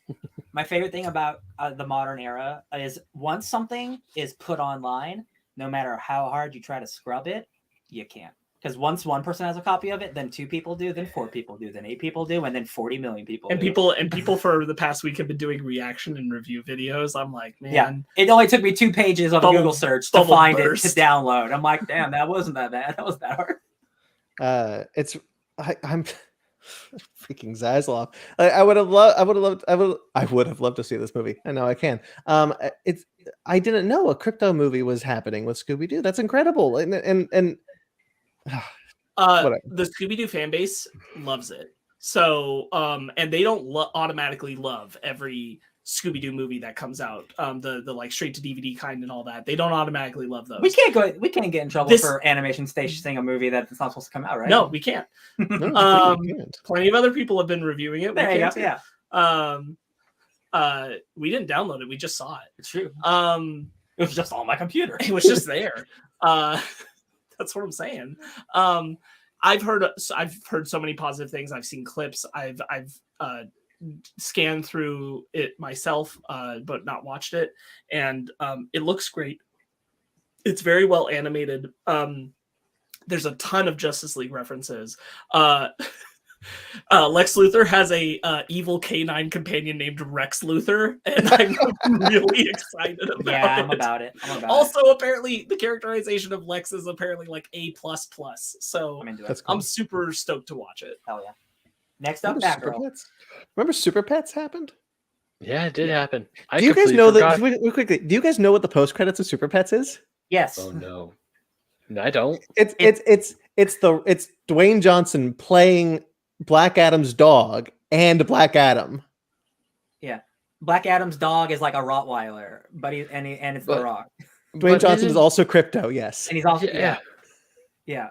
Dwayne Johnson doesn't have that many voices in him. I like the guy, but like he No, can't but differentiate imagine his enough. voice, but like a little bit deeper. That's Crypto. Imagine his voice, but a little bit higher. Yeah. And then yeah. Black Adam's dog. Yeah. What's that? So Alright, normal anyway. Dwayne Johnson, higher Dwayne Johnson, lower Dwayne Johnson. Yeah. We covered his entire vocal range. Yeah, Yeah, we did it. We did it, Movie. guys. He's got the range. Wild. Home on the range. All right. Suicide Squad Kills the Justice League has been delayed following fan backlash. This is Yeah, that'll fix it. This is still yeah. This is definitely not. This has not been announced. Like actually announced. This is super rumors, but like, this makes sense. The word on the street is it's not. You can't fix a game like this in 6 months. This game's been in development for almost a decade, and been delayed before. and it's been delayed. It was supposed to come out last year. People who think you can change a game in 6 months are crazy. That's like an Ant-Man and the Wasp Quantumania trailer coming out, and it comes out in 2 months, and you're like, that trailer looks bad. Can you shoot the entire movie in 2 months? Like, can you just do that entire movie over again? Like, Oh, Solo. it's just fundamentally impossible. So like, what they have on their hands is a live service game that is going to come out whether they like it or not. So they're going to take an extra 6 months to polish the shit out of it to make sure it is bug free. So it is not a Marvel's Avengers situation where that game launches with no content and it's broken. So like, at least the gameplay can be good and not broken. That's the least that they can ask for. We've talked about it off air before, but like the team's already kind of not through their own intention ended up shooting themselves in the foot because they dropped a trailer for this before the pandemic happened, which put a massive like delay of expectation DC on this fandom. game. And so we spent an extra long amount of time anticipating this game, and it's only getting worse and worse as they've had to push it back. Video game delays are always good, but like you start mitigating like how many times you have to try to promote the game versus the excitement for the game and that kind of thing with every time they put it out. And the fact that every single trailer has kind of gotten an reaction has not helped their case. It's just, we don't have to talk about Slot because we talked about it like when we You watched guys the trailer. You did a great job. But like, the fact that they wanted to make a live service game like Destiny where you'll be playing it for 5 years and you're like, man, I can't wait to upgrade my Deadshot for 5 years. Wow, I can't wait to get Captain Boomerang's new boots for 5 years. Do you all want to know what game I would play if I wanted to do that? Marvel's Avengers. Destiny. Yeah. Yeah. Destiny just had an expansion come out where you're the Green Lantern and you have like cool strains and shit. Oh well. Remember when HBO Max? The 5th of November? I'm sorry, No. what? Remember when David Zaslav decided that certain shows wouldn't be on HBO Max anymore and we all thought he was crazy? Mhm. Yes, Scooby-Doo and Yeah. Crypto too. Well, Batman Caped Crusader was one of them. I don't know if you remember. This was the new Bruce Timm, Matt Reeves. Who's the third person? Ed Brubaker, thank you. Animated series. And Zaslav was like, you know what? We don't need this on HBO Max. Amazon has purchased it. They're going to air it on their service. And they've already ordered 2 seasons. I mean, I'm glad it's not dead. Me too. Yeah, I'll say that. Yeah. But Zaslav's a goddamn moron. He really goofed. I mean, that's free. Like, obviously, they had to buy the rights, and that's probably expensive because it's Batman. But that's free money right there, dude. That is free money. Oh my god. Like, I can't understand, but I can understand getting rid of smaller shows. To get rid of a Batman animated show, you are an effing idiot. Not only that, like stupid. For all intents and purposes, what many Batman fans look at as the spiritual successor of the greatest Batman animated series that could ever exist. With like great directors and great comic writers, like the whole package, like it's just bananas. Yeah. Well, I'm glad it's not dead, and I'm glad I get to see it. I would love nothing more then if in the long run this becomes one of Amazon's most successful shows, Oh, for like easy. right up there with Invincible, Yeah. and this gets Zaslav to lose favor with the shareholders. Oh yeah. I really Well, hope so. If they keep That would be hemorrhaging, nice. if they keep hemorrhaging subscribers, it might happen anyway. Oh no, they're going to get a bunch of subscribers because didn't you hear they're going to cut HBO out of HBO Max, so it'll just be Max. Cool. Let's go watch It's Max. not- That's going to make more people subscribe. It's like You're an- getting rid of the brand HBO? It's not TV, Zaslav. It's HBO, bro. That's the brand. What a guy. You know, honestly, I thought that NBC was stupid for naming their service Peacock. But honestly, that might have been the smartest decision when you put it next to what the hell Zaslav is doing with his. Max? Get out. Dumb. HBO is a quality name. People like HBO. HBO Now and HBO Go were huge services. I'm done with him. Look, I'll take Peacock over NBC Plus any day of the week. How many more Yeah, pluses that's do we fair. need? Yeah. I'm also Paramount getting tired Plus, of Disney Plus, Plus PlayStation Plus, PlayStation Plus, Apple TV Plus. Apple TV Plus. Yeah, there's yeah, I'm keep getting going. tired of all the pluses, to be honest. I'm all plussed up. Game Pass Ultimate. Well, Ben, you got to get Apple TV Plus. No, I do, especially because look at the shirt I'm wearing. Tetris. Oh Yes. yeah, yeah. All That right. movie's coming out at the end of the month, and it's on Apple TV Plus, and I need to watch it. Dawn of DC has released some new titles. 4 new titles have been revealed. The first will be Wonder Woman, written by Tom King with art by Danielle Sampier. Real quick, I'm just slow clapping real quick because Tom King hasn't done an ongoing series in years. He's only about the sweet, beautiful, incredible Maxi series. So this means big things if Tom King's on an ongoing, y'all. So this is yeah, it's on ongoing. These are all ongoings, by the way, which I was surprised about one of them, but I'll get to that. So yeah, this is going to come after. This is going to be launching after for the new number 1 after the 800th issue, which will see the conclusion to the Whatever Happened to the Warrior of Truth, which is the current run going on by Becky Cloonan and Michael W. Conrad. So they'll conclude their title in issue 800, and then Tom King kicks off in issue 1. Love it. Great news. Basically, the plot is, just to summarize, there's an Amazon terrorist attack on United States soil, and the United States are like, excuse us, that's bad. It's basically like Civil War, but for the Amazons. Yeah. It's like, okay, so an Amazon did something bad, so we're going to hold all of Amazon's accountable. So Wonder Woman's like, she can't come to the United States, but she still wants to save the world, kind of stuff. Oh, so it's like 9/11. It's Ooh. Tom King who works for the CIA, so that's literally everything he's ever written has Yeah. political war shit in it. So yes, yes. Hawk Girl is getting a new ongoing series. Jadzia Axelrod is writing it with Amanse. Nahuelpan. Yeah. I tried. No, you did. This will see Kendra Saunders going to Metropolis to try and begin a new life, and then some bad guy shows up. Yeah, This one sounded a little more like traditional, but it is interesting. Like I agree, like all of these are all ongoing, but like it's interesting that they're focusing on Hawk Girl. So that makes me wonder if like, is she gonna be in a movie? Are they because she's getting a big new ongoing? Because that's usually these things sometimes work, but I don't know. Vendetti's Hawkman was really great. I'm willing to give a Hawk Girl title a go. Yeah, especially with like a new, like a cool new creative team. I love giving new people chances. Hell yeah. Hold on. I'm sorry. Talk about that real quick because my dog wants to get down and she's blind. Speaking of Hawk Girl, Ben, remember Black Adam? Our highest rated video. Yeah. Ryan, yeah. you genius. You just got us 10,000 views. All we gotta do is mention. Wait, mid. There we go. Now we got it. That's an No, extra. no, hold up. It's like, hey, yeah, Black Adam. That was mid. There you go. 10,000 views right there. All right. Sorry about that. There Steelworks. This one's crazy. So Steelworks is going to be a new title starring Jeremy Irons and his daughter, written by Worf himself, the voice actor for Steel in the DC animated universe, Superman animated series. Michael Dorn is writing this ongoing Steel series with Sami Basri as the artist. Love it. I'm so excited. This Yeah, might be Ooh. that is really, really cool. I don't know how much writing Mr. Dorn has done, but that is really cool that he's like that they were like, yo, you wanna write the character you voiced? It's like, hell yeah, I do.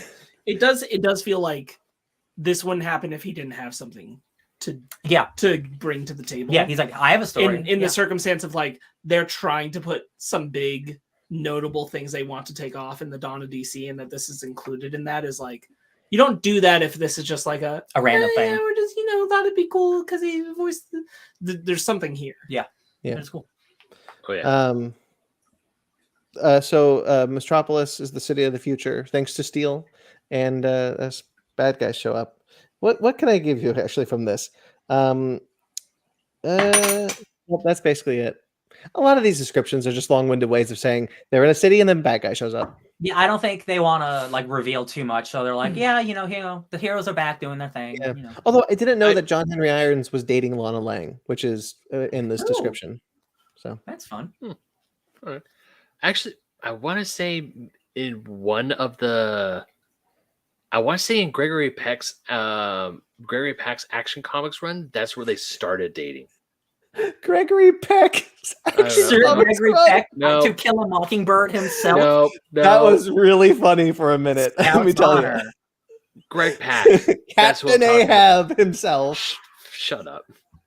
Greg Pak. That's you. I know what you meant. It's just funny to think of Ben, and we're not making fun of you. It's just really funny to think of Gregory Peck writing Action Comics. I don't know why. Yeah. He comes back from. He was like, I played Atticus Finch, but also I'm writing Superman because I love comics. Damn it! Oh, the Superman quote is mighty funny. That's not even what Gregory Peck sounds like. I don't know. He's British. That's really funny though. But yeah, as I was going to say, I'm actually really excited for this news. I do like Steel. I think he's a kick-ass character. When I was a kid and I would my parents were getting me the the Death of Superman books, the World Without Superman and the aftermath of and Reign of Superman. Mm-hmm. I was always excited to see what happened with Steel because I thought a Superman in a suit of armor like that was just badass. Don't forget the Shaq movie. Kazam? We try to. No, not. Don't do that. Listen, he's been a superhero, a genie. Shaq can do it all. He's gonna. In Icy Hot commercials. You know what? I'm gonna throw this one out there. I really liked Kazam when I was a kid. Like I rented that movie from Blockbuster all the time. As a kid, that movie rules. Does it hold up? I don't want to know. Just leave it in the memory. We're fine. Leave it in the memories. Grayson, just like the history of Big Ben. Grayson, how dare you? Grayson, where's your it's shirt? Not the same. The history of Big Ben is far more embarrassing. That's infamous.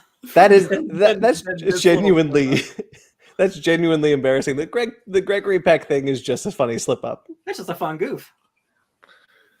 All right, The Flash is getting a new ongoing series. Jeremy Adams has been asked to leave the title after 1 Minute War because they want to change it up. However, no bad blood there. He's really excited, and he's going on to do Green Lantern, which is really cool.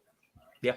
But the team coming on is Cy Spurrier and Mike Deodato Jr., which is real great. Quick. Brandon, you're reading Legion of X. That's Cy Spurrier. Yeah. The thing about Cy Spurrier is that dude he's like a really heady, like really like ninth dimensional. Like he writes Legion. Like he's written Legion more than any other person. Like that dude writes like complex shit, and he's gonna write like a fun family Flash book. So like I've never seen him write something. He's write like really crazy X-Men shit before, and he wrote the newest Hellblazer comic, like the really beloved Black Label one. Mm-hmm. So like him doing a Flash book is so interesting. That's so outside his wheelhouse. So I'm really excited for this one. Well, so what it sounds like is it not necessarily outside his wheelhouse. He's bringing his wheelhouse to the Flash because the description talks about how Wally has to deal with like eldritch horrors. Okay, all right, that's definitely all right. He loves him some cosmic horrors. Okay, yeah. So like we're talking like cosmic gods, cosmic deities, eldritch deities. Like we're and it. What the best thing about this though is that it's keeping Wally West in the front and center and not bringing in Barry, because Jeremy Adams was very adamant that his Flash run was a Wally West book, and he was doing some great. All intents and purposes, I've been hearing nothing but great things about his Flash. Same. And we're all pretty excited for like 1 Minute War to come out. Yeah. So it's really cool that we're keeping that trend. We're not bringing back Barry. We're furthering Wally. For sure. Thank God. And that's really cool because like I mean I haven't read a lot of Flash in the last like decade. But like I know none of it's been like this like crazy cosmic monster horror. Give me that. That's cool. Like the Speed Force monsters, I'm all about that. Ooh. And real quickly, I'll just read attuned senses to straight. Something whispers from the dark vibrations beyond the Speed Force, and as Wally experiments with creative new approaches to his powers, he encounters new realms, mysterious allies, and mind-shattering terrors. I'm into it. Evil Me demons, too. Speed Force demons. I'm into it. Yeah. All right, moving on to some Disney news. Bob Iger had some things to say about the MCU, as well as Star Wars. So it just reads. It's related to what we're talking about today, so I just thought I'd bring it up. Iger said that he isn't sure if returning to a character for a third or fourth outing is worth it. So, we see sequels. He says, like, sequels do really well for us, but do we need to go back to the character for a third film, for a fourth film? Would that be better served with a space for a new character? Mm-hmm. What do you guys think? I think it totally depends on certain characters. Because, like, I think a trilogy, that's just like a movie. That's like movie standard, right? Like if like you want to build like a story, 3 is the way to go. We haven't had many 4s, but the one we have has been, it was okay to bad in some people's cases. So like, I guess that just depends again. Like we're on the 16th Final Fantasy, the 10th Fast and Furious. It really just depends on is the creativity and passion there. And when you're dealing with something like the MCU, where you're not dealing with, just 3 characters, you're dealing with 7,000. Maybe it is a better idea instead of, going to it for the 4th time, doing something new. I'm always of the opinion of going to do something new. Yeah, but I don't. But not always. Sorry, I don't think that the problem is like, oh, we really shouldn't return to these characters for another time as like the main character. It's just, is there a story to tell with that character at the center? At the center. If there isn't, then don't force it. Yeah. But if there is, then just because it's the 4th or 5th time you'd be doing it doesn't mean you don't do it. Yeah. Because like Doctor Strange showed up a bunch, but he's had only 2 movies. This kind of like numbers talk is not the way I want Iger to really think about it. I want him to think about like, rather than, you're right, like in the sense of don't force 4th and 5th movies, but also don't force movies with new characters just because you're afraid of 4th and 5th movies. Yeah. Like tell the stories that make the most sense to tell. The ones that you actually have a story to do. Mm-hmm. Rather than trying to force the narratives. And if it's not working, then maybe the character moves into someone else's movie or whatever. Like, I don't think this is necessarily 100% the right way to think about it. It's not just like black and white. Like the idea of like something should shift up because the quality's not quite working. Yeah, I'd agree. But like, this is maybe not the right way I would phrase it. Yeah. I think part of the success of the MCU is those multiple singular movies that we've spent with characters learning who they are and growing with them, as well as the crossover films. I think that especially the early success, phase 1, 2, and 3 benefited from having those trilogies because we get to see almost a fully formed character by the time we go into Endgame. So I understand that in the Multiverse Saga, there's really not a lot of room for trilogies right now. Like we're not going to get like a Shang-Chi trilogy before Secret Wars comes out. Yeah. But also like, I don't think that would be wrong to expect a third Shang-Chi film after Secret Wars. Well, yeah. And I mean, like he does say like, I'm wondering like what the question was that made him like say this specific way of saying it. Cause like, again, like how many, we've made 9 Star Wars movies and like, I would say like most of those like people like, so like, it's just like it's not just as black and white of like, oh, you can't make 4 movies of the same franchise. Sure, but I think he's thinking of like Marvel as franchise the same way you think of Star Wars as franchise, and he's talking about specific characters. Like, do we really need a third? Let's just say, like, in his mind, do we really need? Maybe we do need a third Doctor Strange, but do we really need a 4th? Yeah. And I would say to that, like, if you have a story, yeah. If you got a story for him, yes, Yeah. you need a fourth. Like it's that simple with these comic book characters. These are not characters who live on the same timetable as other film characters. It has to be kind of reallocated. And like you can think about when is it right to bring people back? And also in the terms of Marvel, I think they need to think about longevity a little bit. Yeah. Maybe Doctor Strange 4 doesn't need to come out in the next 8 years. Yeah. But maybe it's something that comes further down the road. Who knows? Yeah. And Benedict's in a contract. He can't do anything about it. But speaking of like things like Rocky Balboa or like other legacy sequels, like there has to be room if you're thinking about Marvel being on a long timetable to think that like these kinds of things can happen. Mm-hmm. That you could want to bring a character back to the center of a film, even if they've appeared in crossovers intermittently in the years between, like long after we've last seen them. Yeah. Ryan, you brought up Star Wars. Iger also had this to say about Star Wars. The company is being apparently Iger is suggesting that the Walt Disney Company and Lucasfilm are being very careful about what the next Star Wars film is going to be in the wake of Solo. He specifically used Solo as an example. That Solo underperformed, and therefore they don't want to rush into a Star Wars film. Real quick, they reshot almost the entirety of Solo, and that's the most expensive. That's like the most expensive Star Wars movie. They also released it at the wrong time of the year. Yeah, so that's not even that movie's own fault because you decided to double its own budget. No, they're blaming Solo because they are absolutely unwilling to admit that Rise of Skywalker was a failure. Yeah. They just won't. They will not admit that they screwed up the ending of their sequel trilogy. They won't. They won't admit that didn't work. No. Yeah. In the wake of this. Well, no, and not in the wake of this. This happened just before, but not long before. Kevin Feige and Michael Waldron, the Star Wars film, because Kevin Feige is producing a Star Wars film, Michael Waldron is writing it. No longer happening. It's been shelved.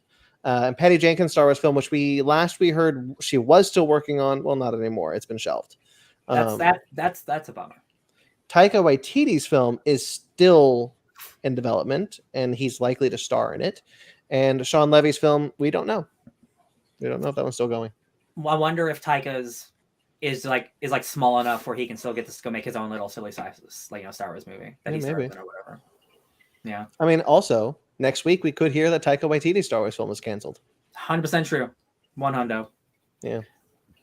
I think it's a real bummer for Patty Jenkins and for fans that they did a whole thing of announcing that Rogue Squadron film. This isn't as much like just the news that we talk about. Patty Jenkins had a goddamn video where for their convention where they announced Rogue Squadron, and everyone was really excited because people have wanted that for a long time. Yeah. So that getting shelved is a huge bummer. After all the Wonder Woman baloney that was happening, she was like, "Yeah, I'm still working on Rogue Squadron. Whenever we're ready to do it, it's going to happen."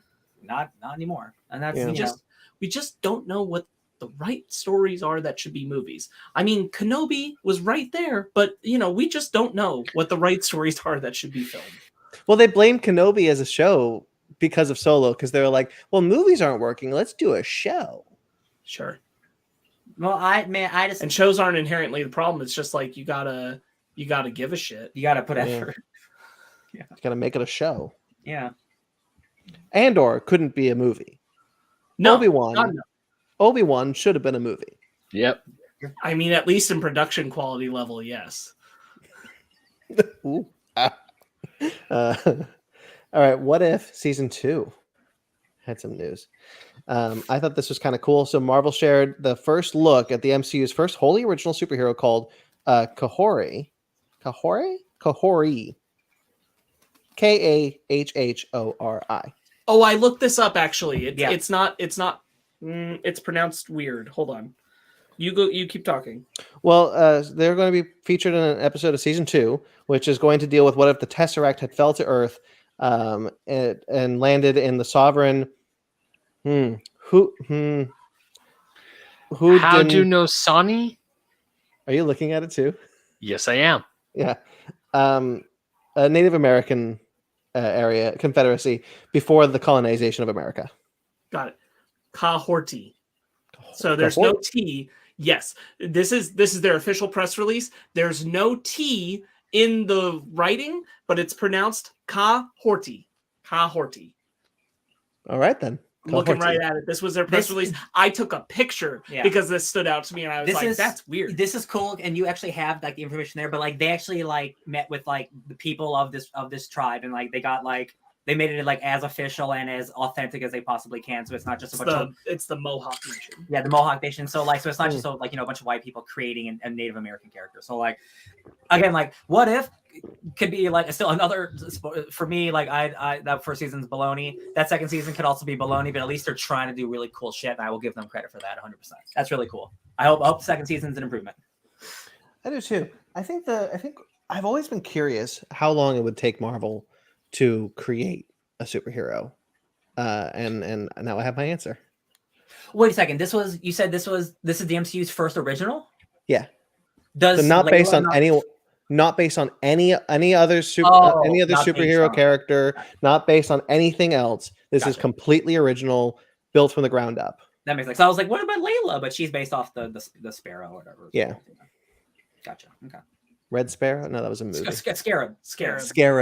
Yeah. Ben! Trying to scare him? Just wake him up.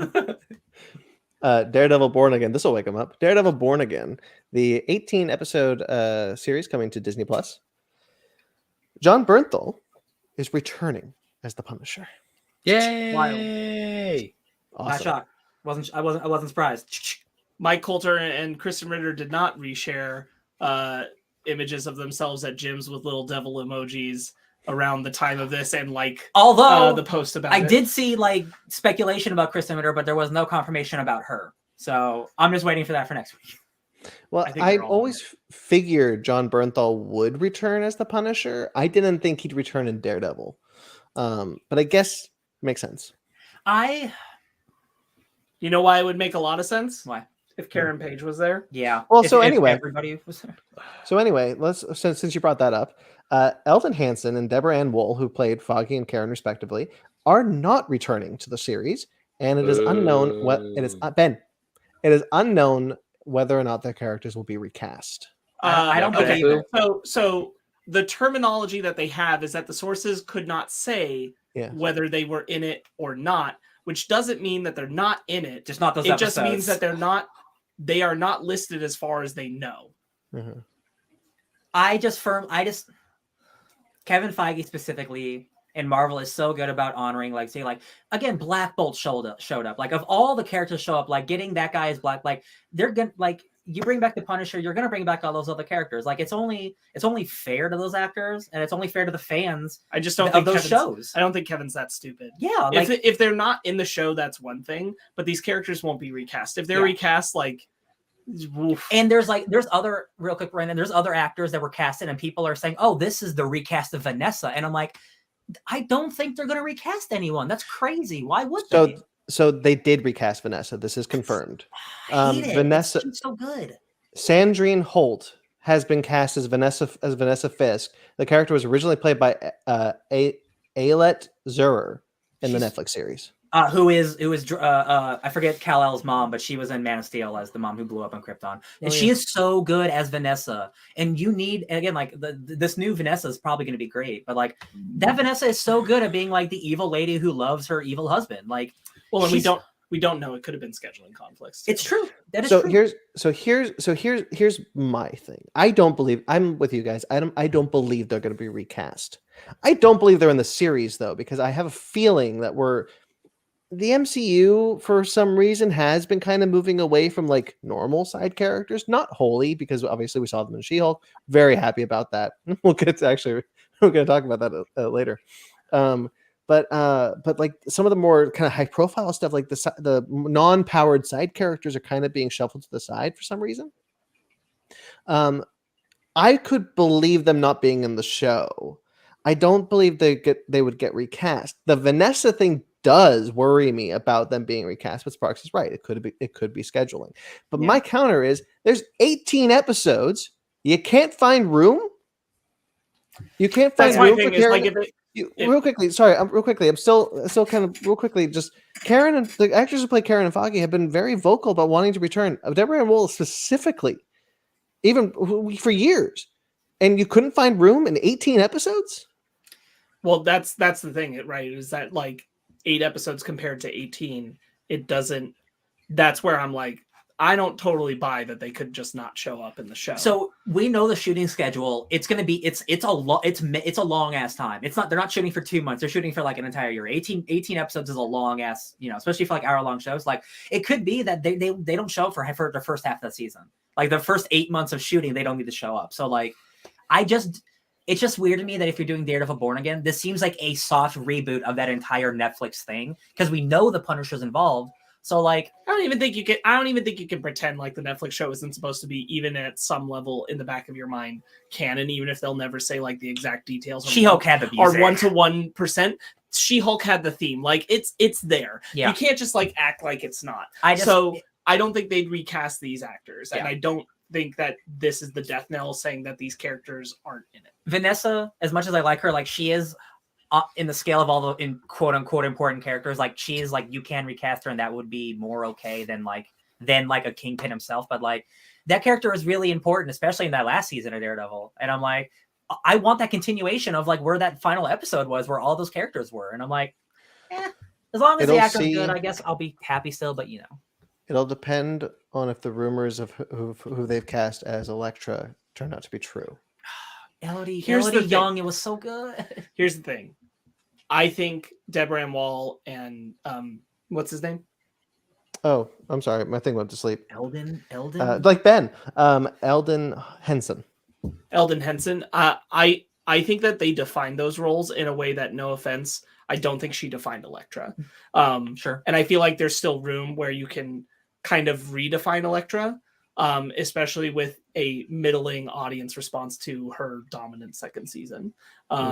Whereas those two, I think you have to bring back. I think they did define those roles in a way where they need to be back. I personally, I would prefer she's back as Elektra. Yes. I'm just saying, like, the bar is like, those two and the main Defenders characters, and then anything under that is like, you could. Let me tell you why I like her. Much like Echo in Hawkeye, I think it's a great performance, and I think the character was not given a lot to do. I think she herself, I think Elektra is incredible, and her being an actual Greek actress, and Elektra is Greek, I bet you they're not going to get another Greek actress to play Elektra, so I'd like it to keep it in the family if you can, please. I'm a Greek man. Let me get some Greek love in here, please. I thought Elektra was great. What they did with her in that season in The Defenders is different, but like she's an incredible actress. So like I want her back personally. No, I agree. Their chemistry is on fire. I also want her back. I just think she's in a different tier than Eldon and Deborah Ann Wall. Sure. This is, I'm not gonna lie. I know that Spark specifically is trying to kind of like make this not sound so dire, and I agree, and I'm appreciative of that. And the casting or recasting of two actors isn't necessarily on the list of things I should be worried about, but it is concerning. And if they are not in the show, I will be disappointed. Yeah.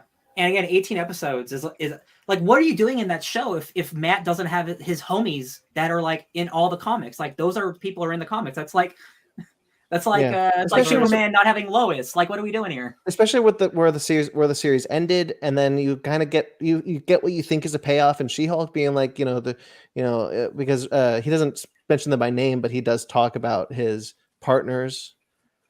So Karen and Foggy, Grayson in the chat. Ben, keep watch on the chat, Ben. Yep, that's what I'm doing. Grayson says, I want to see more buddy stuff with Matt and Foggy. It'll give us much more relatability if we have the friend character, and I completely agree. Yeah, I'm not ruling it out. I think that there's still room for them. Ben, how do you feel? Yeah, I mean, I hope that they do show up in the season. When I first read the headline, I was like, how dare you, Disney? Because as much as I love Daredevil, Daredevil isn't Daredevil without Foggy and Karen. Mm-hmm. Those two bring so much to the Netflix show, and they bring so much to Matt going through his life as being a lawyer and being a superhero. Without them in it, I think it's kind of, I don't want to say insulting, but at the same time, I think it's a bit of a crime because you need both Foggy and Karen to bring Matt down to earth. Essentially, you need him to be there to kick him in his pants when he needs to be kicked, or like to put him on the right direction. It's like, hey, you're going through some shit. Let's talk. I'm just trying to think who is the supporting cast then? Who is he hanging out with Yeah. for 18 hours? Like, that's crazy. That's and the thing is, like, there's just no world where you can tell me and convince me, and I'll be shocked that if it happens, that Kevin Feige doesn't want as many eyes as possible on the Daredevil series. And like, if you're going to have Karen and Foggy in it, then you're going to have these actors back because you want that Daredevil audience to come over. And it's not like it's going to hurt the new people who might be watching it without watching those 3 seasons. If you are doing a soft reintroduction, if all these other people are here, you can have them back too. Why would you shoot yourself in the foot? It just, I don't believe it. Kevin's not usually one to ignore what he knows fans love. It's true. All right, Sparks, I'm going to put this in your head. What if it's not Feige? What if Nate Moore has usurped Feige? No. I mean, you're right. Like, if this does happen, I would not be shocked if Nate Moore said, we just felt like this was the right direction to go. Like, he'll come out like 1 week after they officially announce the casting of new actors, and he'll be like, this just made more sense. Fresh I'll be like, start. well, Nate Moore is just out here to destroy the MCU. That's funny. All right, talking about Daredevil, keeping in Daredevil, Chip Zdarsky and Marco Cicchetto's run will end in August. Hell yeah, man. That guy's been on that book for years. He Having a solid run. Daredevil has had the most solid runs of almost any character in publication history. Isn't that cool? Yeah. Like, literally, like, the only bad run I can think of is the Shadowland arc where he becomes possessed by a demon and takes over the hand. And even then, it's got cool stuff. It's not like awful, but yeah. He did the greatest thing that's happened in Daredevil, like, modern history, I think, and he turned Elektra into Daredevil. And Brandon, you got me that awesome pop. I think that Elektra costume is like one of the greatest costumes of the 21st century. It is incredible and sensational, and she's got a beautiful scarf and the horns, and it's part her costume, part Daredevil. Love it. Everything great comes to an end. I love Charles Soule posted like, oh, I love it, Chip. Every time somebody ends a Daredevil run, they burn the place to the ground for the next artist. And I'm like, that is fun, because they always like, how can I put this character so far into the ground so the next artist has no idea what to do with them? That's like a fun challenge that the writers always do.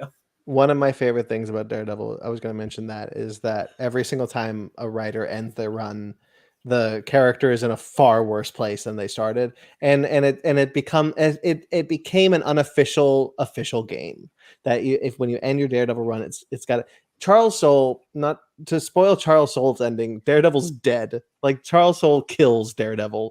No, like, flat out. There was no the comic ends with just a line, and then Chip Zdarsky came in and like they got him back. Yeah, everyone comes back to life. So like I love that. I think I can't wait to see what he does. Yeah. My favorite thing about Chip Zdarsky's Daredevil run is that it was in the 70s or 80s, but Daredevil had an imaginary twin brother that he pretended to be to get out of situations. So he's like, yeah, I'm Mike Murdock. I'm not Matt Murdock. And then because of crazy like demon magic, Mike Murdock became real. And he became an enemy of Daredevil during the Devil's Reign event where he's hanging out with Kingpin as a bad guy. And I'm like, you're fighting your evil twin brother, Daredevil. It's just, comics are great. This is, again, like, Chip Zdarsky I don't think I've ever read a bad Chip Zdarsky comic in my life. So good on you, boy. Good on you, Chip. The Incredible Hulk, speaking of comics, is getting a new comic book run that will start after the current series wraps up at issue 14, written by Ryan Ottley. For those of you who don't know, Ryan Ottley took over the book when Donny Cates abruptly left after issue 10. We now know why. He got a divorce. By the time he didn't. I didn't know that. That's the bummer. Yeah, he left both Thor and Hulk because of his divorce. Yeah, we did cover that briefly in the news a bit ago, but I get forgetting it. Yeah, Kate's stepped away. No, I know he stepped away. We didn't talk about him. No. We did. We did? Yes, we did. Damn. We briefly touched on it. I remember Brandon bringing it up, but it was not like a hot news item. Brandon said it in passing. Yeah. But he did step away. It's very sad. I know a lot of people have been like kind of in the lurch on like where they're going with those titles now. Thor was great. I read 2 issues of his Hulk, and I'm like, just not for me. It's cool. This is the book I want to read. Just not for me. Thor had taken over because Ryan Ottley was doing 14. Who took over Thor? I forgot her name. I think it was Nick Klein, who was also Nick Klein was the artist. The Jane Valkyrie writer. the Valkyrie title, that it really, I'm not even gonna try to pronounce it, but that person took over Thor. But anyway, well, because Ryan Otley's run is coming to an end, they're going to relaunch Hulk with the Incredible Hulk, with Philip Kennedy Johnson and Nick Klein, who will probably be doing double duty on Thor. Hell yeah. This will see Hulk. Real quick, this is short, so I'll just read this one. So basically, as an enraged Hulk tries to take control of Bruce Banner's body permanently, a mysterious immortal turns every monster in the Marvel Universe against Banner in an attempt to free the creator, the primordial mother of horrors. With the help of an unlikely new friend, Banner and Hulk must try to stop the world from getting plunged into darkness. It's very much more of a spiritual sequel to Immortal Hulk. Yes. I have a quick quote that I also want to read because I read this entire interview with him because I'm really excited for this book. The work that Al, Joe, and the rest did with Immortal Hulk was so impactful and spoke so clear to me personally. It was impossible to not come up with an idea that with that thing. We're getting back to Stan Lee's Frankenstein and Jekyll and Hyde inspirations for the character and giving readers another proper monster book in the truest Hulk tradition. And then somebody on the Twitter comments posted, I absolutely love the original TV series with Bill Bixby, where he's going from city to city helping people. And then Philip Kennedy Johnson said, this is exactly that with monsters. And I'm like, cool, love it. It's more, I think it was a mistake. I understand why. I think it was a mistake to do such a radical jump after Immortal Hulk because so many people love that book. I think that book is incredible and great. And I think after the Hulk being so regular for so long, you should have kept with that trajectory instead of go big and weird sci-fi and the Hulk is a spaceship body and like big cool stuff that's just, wasn't for me at the time. I'm sure in a year I'll read it and I'll love it. This sounds more of what I want. And Philip Kennedy Johnson is killing it. Apparently his multi-year Superman run is incredible. So like this guy is doing great work. I'm excited to pick up issue 1. Yeah, real quickly, Ben, if you want to bring up Grayson's comment right now. Already did. He says, might be a dumb question, but do you think there is any chance we'll see Amadeus Cho in the MCU? Yes. I don't know when. Not a dumb question at all. No. We saw his mother. Oh, sorry, Brandon. Go ahead. We've met his mother. Yes. Yeah. Oh, yeah. We have. Grayson, I think everybody eventually will show up. He will show up sooner than a lot of other characters. I don't know if he'll show up in this phase, if I'm being honest. Mark Ruffalo's old, and they want to have a Hulk around. And they can't use She-Hulk all the time. And it's good diversity. Yeah. Yeah. Yeah. I know, Brandon, my was in the terms of Helen Cho was like, yeah, we saw her, but like I wouldn't be surprised if we retcon out that she's his mom. I real quickly just mention on the Incredible Hulk comic book, I'm looking forward to it. I love the Immortal Hulk. Philip Kennedy Johnson, of the books I've read of his, I have not been crazy about, but I've not read his Superman. What was the thing you read? Aliens was the last thing I read, which wasn't very good. Yeah, that one. Yeah, that's fair. I haven't heard good things yet. Yeah. But yeah, I haven't read Superman yet. All right, trailers. Aren't they? Sorry, real quick, because you brought up Aliens. Aren't they like relaunching Predator again? At Marvel? Yes. They're treating Predator. Alien is doing this now. They did like a solid 12 issues, and then they canceled and did another 6. Now they're doing another 6. Predator did 6 and is now doing another 6. And but they're still Predator. It's still just titled Predator. So I'm like, why don't you just keep going? It's dumb. Because they want people to jump in. I read issue 1 of Predator. It was totally fine. I read on Marvel Unlimited. Yeah, I enjoyed it. But when I saw that they were doing that thing, because I'm sure it's great for people who walk in buy off the rack, but it's terrible for people who have pull lists because you got to keep adding a new Predator series every 6 months. So I just figured I'll just get the trade, just read it in a trade. Yeah. Okay. Trailers. Pull on in. Trailers. Trailer park. Trailers. And tell me about the machine. This was a couple weeks ago. I took this off the trailers a couple weeks ago. Do you know about this, Ben? Oh yes, I do. Oh, I've good. I'm listened to so his. glad. I've listened to his special multiple times. I Great. love the story of the Machine, and the fact they're making a movie based on the Machine with Mark Hamill playing his dad makes me very excited for this movie. Look, I'll be honest. Like, I really love his stand-up story about the Machine. If this movie didn't have Mark Hamill in the trailer, I'd be like, okay, all right, I guess that's fun. Looks like a fun time. Mark Hamill being absolutely unhinged in this has me like, nah, all right, I'm cool, I'm in. I probably agree with that. I'm sure without Mark Hamill, it would be it totally looks like a fun 7 out of 10. But like Mark Hamill being the goofster that he is, and it's like being unhinged, like that looks like a damn good He's time. the mother effing Machine. I really like Bert too. That guy's really funny. Here's the thing. Yeah. We've gotten to see like Mark Hamill do some live action stuff. I haven't seen him having this much fun in a role since he Jay showed and up Silent again. Bob. No, I was gonna say since he showed up again on the Flash series. Oh, Trickster. As Trickster. And he seems like he's having a blast on this. And when the trailer dropped, he was very enthusiastic about just like having a great time. So that really puts me over the moon to want to see it. Me too. That was really cool when he showed up as the Trickster again. You're right. Like, and he had a great time, and he's bringing a lot of that, like, he's not being the Trickster, but he's bringing a lot of that energy and a lot of like, I'm just here having a really great time. And that's awesome. Not to say like he hasn't had a great time on other things he's done since then, but there's a different kind of character commitment that he's allowed here that I'm super excited about. Yeah. Mm-hmm. It is the director of some Key and Peele stuff in Keanu, that Key and Peele movie. Fart, yeah, that's So- awesome. Oh, that's Keanu. That cat. I had this originally on last week, but because the two of you weren't on last week, I took it off. So I'm actually glad that Sparks put it back on. Hell yeah, I'm super excited about this. So this I think it's great. The Blackening. Yeah. Yeah, The Blackening.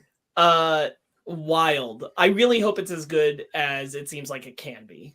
Yeah. Because there's some stuff in the trailer that's not landing for me, and then there's some stuff that's like really landing for me as funny. Yeah, the playing into like stereotypes of horror movies with black people, and like having a full black cast with like a full black creative team. Like they're joking about When they it. all walk in the basement and they're all like, "Oh no way!" I'm like, "Yes, this could be a really fun." Almost in a way of like Scream, where like they're acknowledging like tropes and stuff. It's like she's like, guys, we gotta split up. No, it's like it's like a one quality tier level above like Scary Movie. Yes, of seeming like it's actually doing some really good stuff without doing like flat out parody. It's like Saw.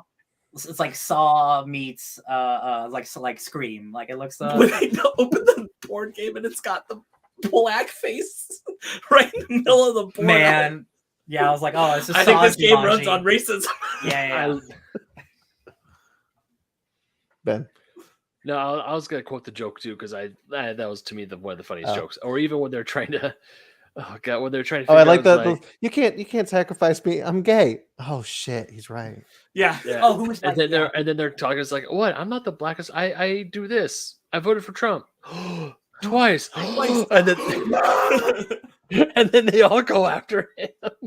This looks like this could be a really good time, and I really like that they're playing with the horror tropes around black people to do a funny take on it, and something that's like, again, like that kind of notch level above parody, because I think if it was parody it wouldn't be working for me.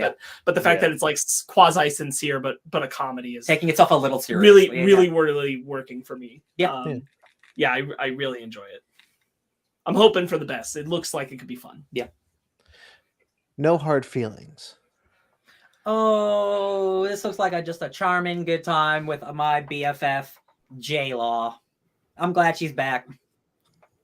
I'm glad she's doing weird things. Personally, I thought this was very fun. This looked very funny. No, it looks funny. I also really like the weird appearance of Matthew Broderick in this. I think that it's nice to see a trailer for this kind of movie. Yeah, it's like a sex rom-com. Like, yo, we need our incel college man to go on to be like a he's a grow up. So she goes on a date with a 19, 20-year-old, but like, ooh, maybe, I don't know if she'll fall in love with him, but like she'll definitely open his mind and open his horizons to be like, a more experienced person. It looks just really charming. I think also like just kind of different from the usual parts of this is Jennifer Lawrence's kind of going back to her earliest roots, which is this commitment to physical comedy. Yeah. For those who don't know, she got her start on the Bill Engvall show, where she did a lot of physical comedy. That's so funny. And this is usually in these scenarios, it's the guy who would be getting treated like this with the pepper spray and the getting decked in the throat, but her doing it is really funny. Yeah.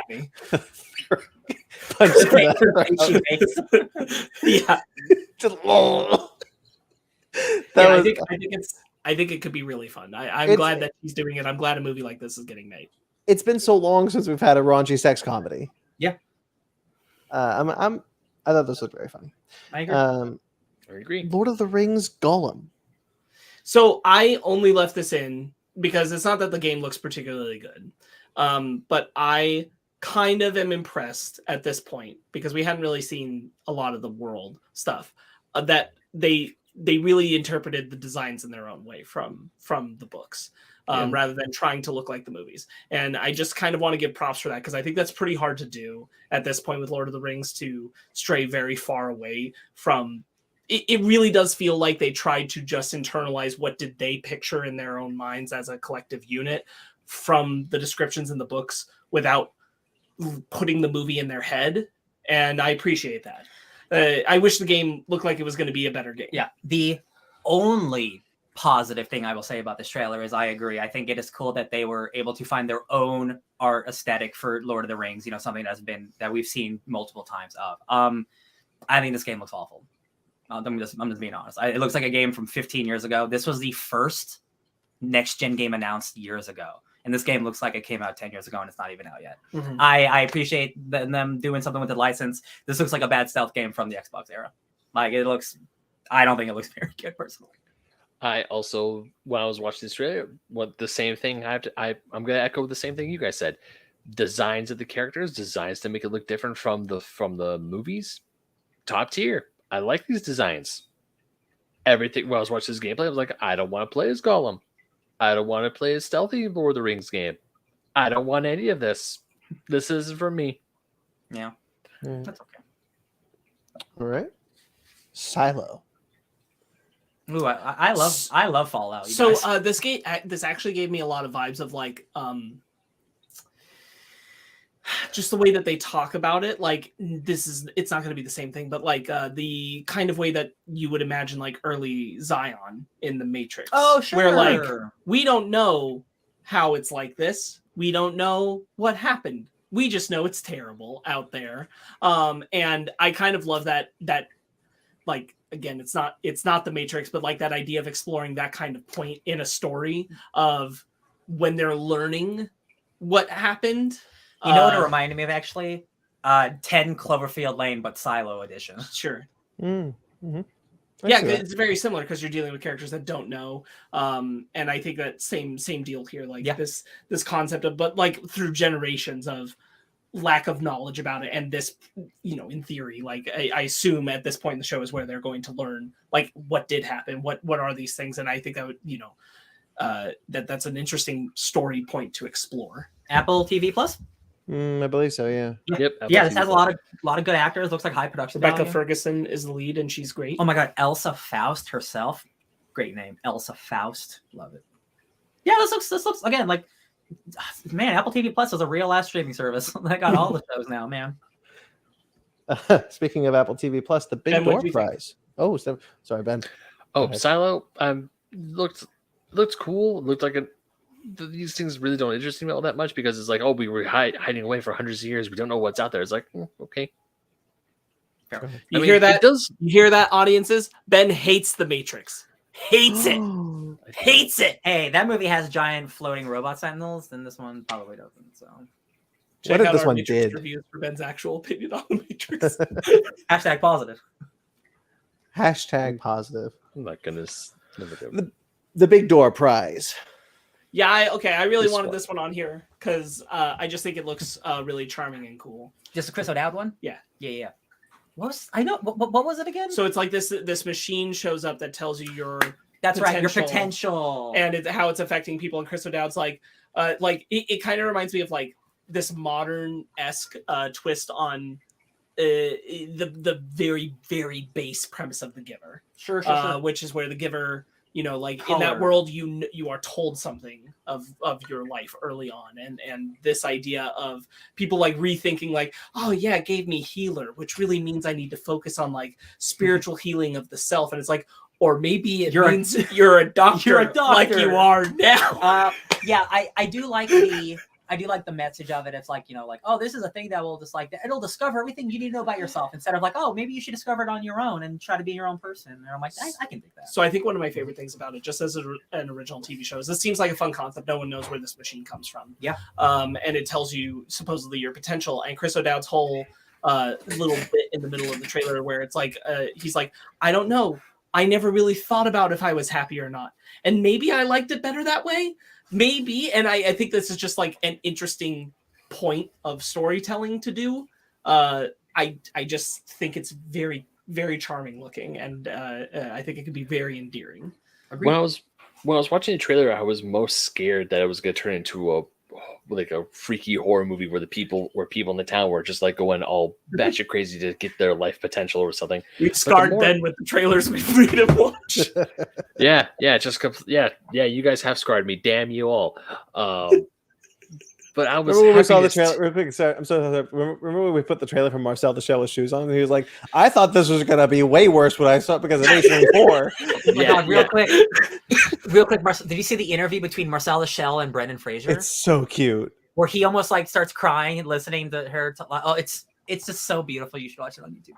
I need to watch that. But yeah, because because of you guys showing me certain movies, every time I see A24, I pucker up a little bit because I'm like, what's gonna happen?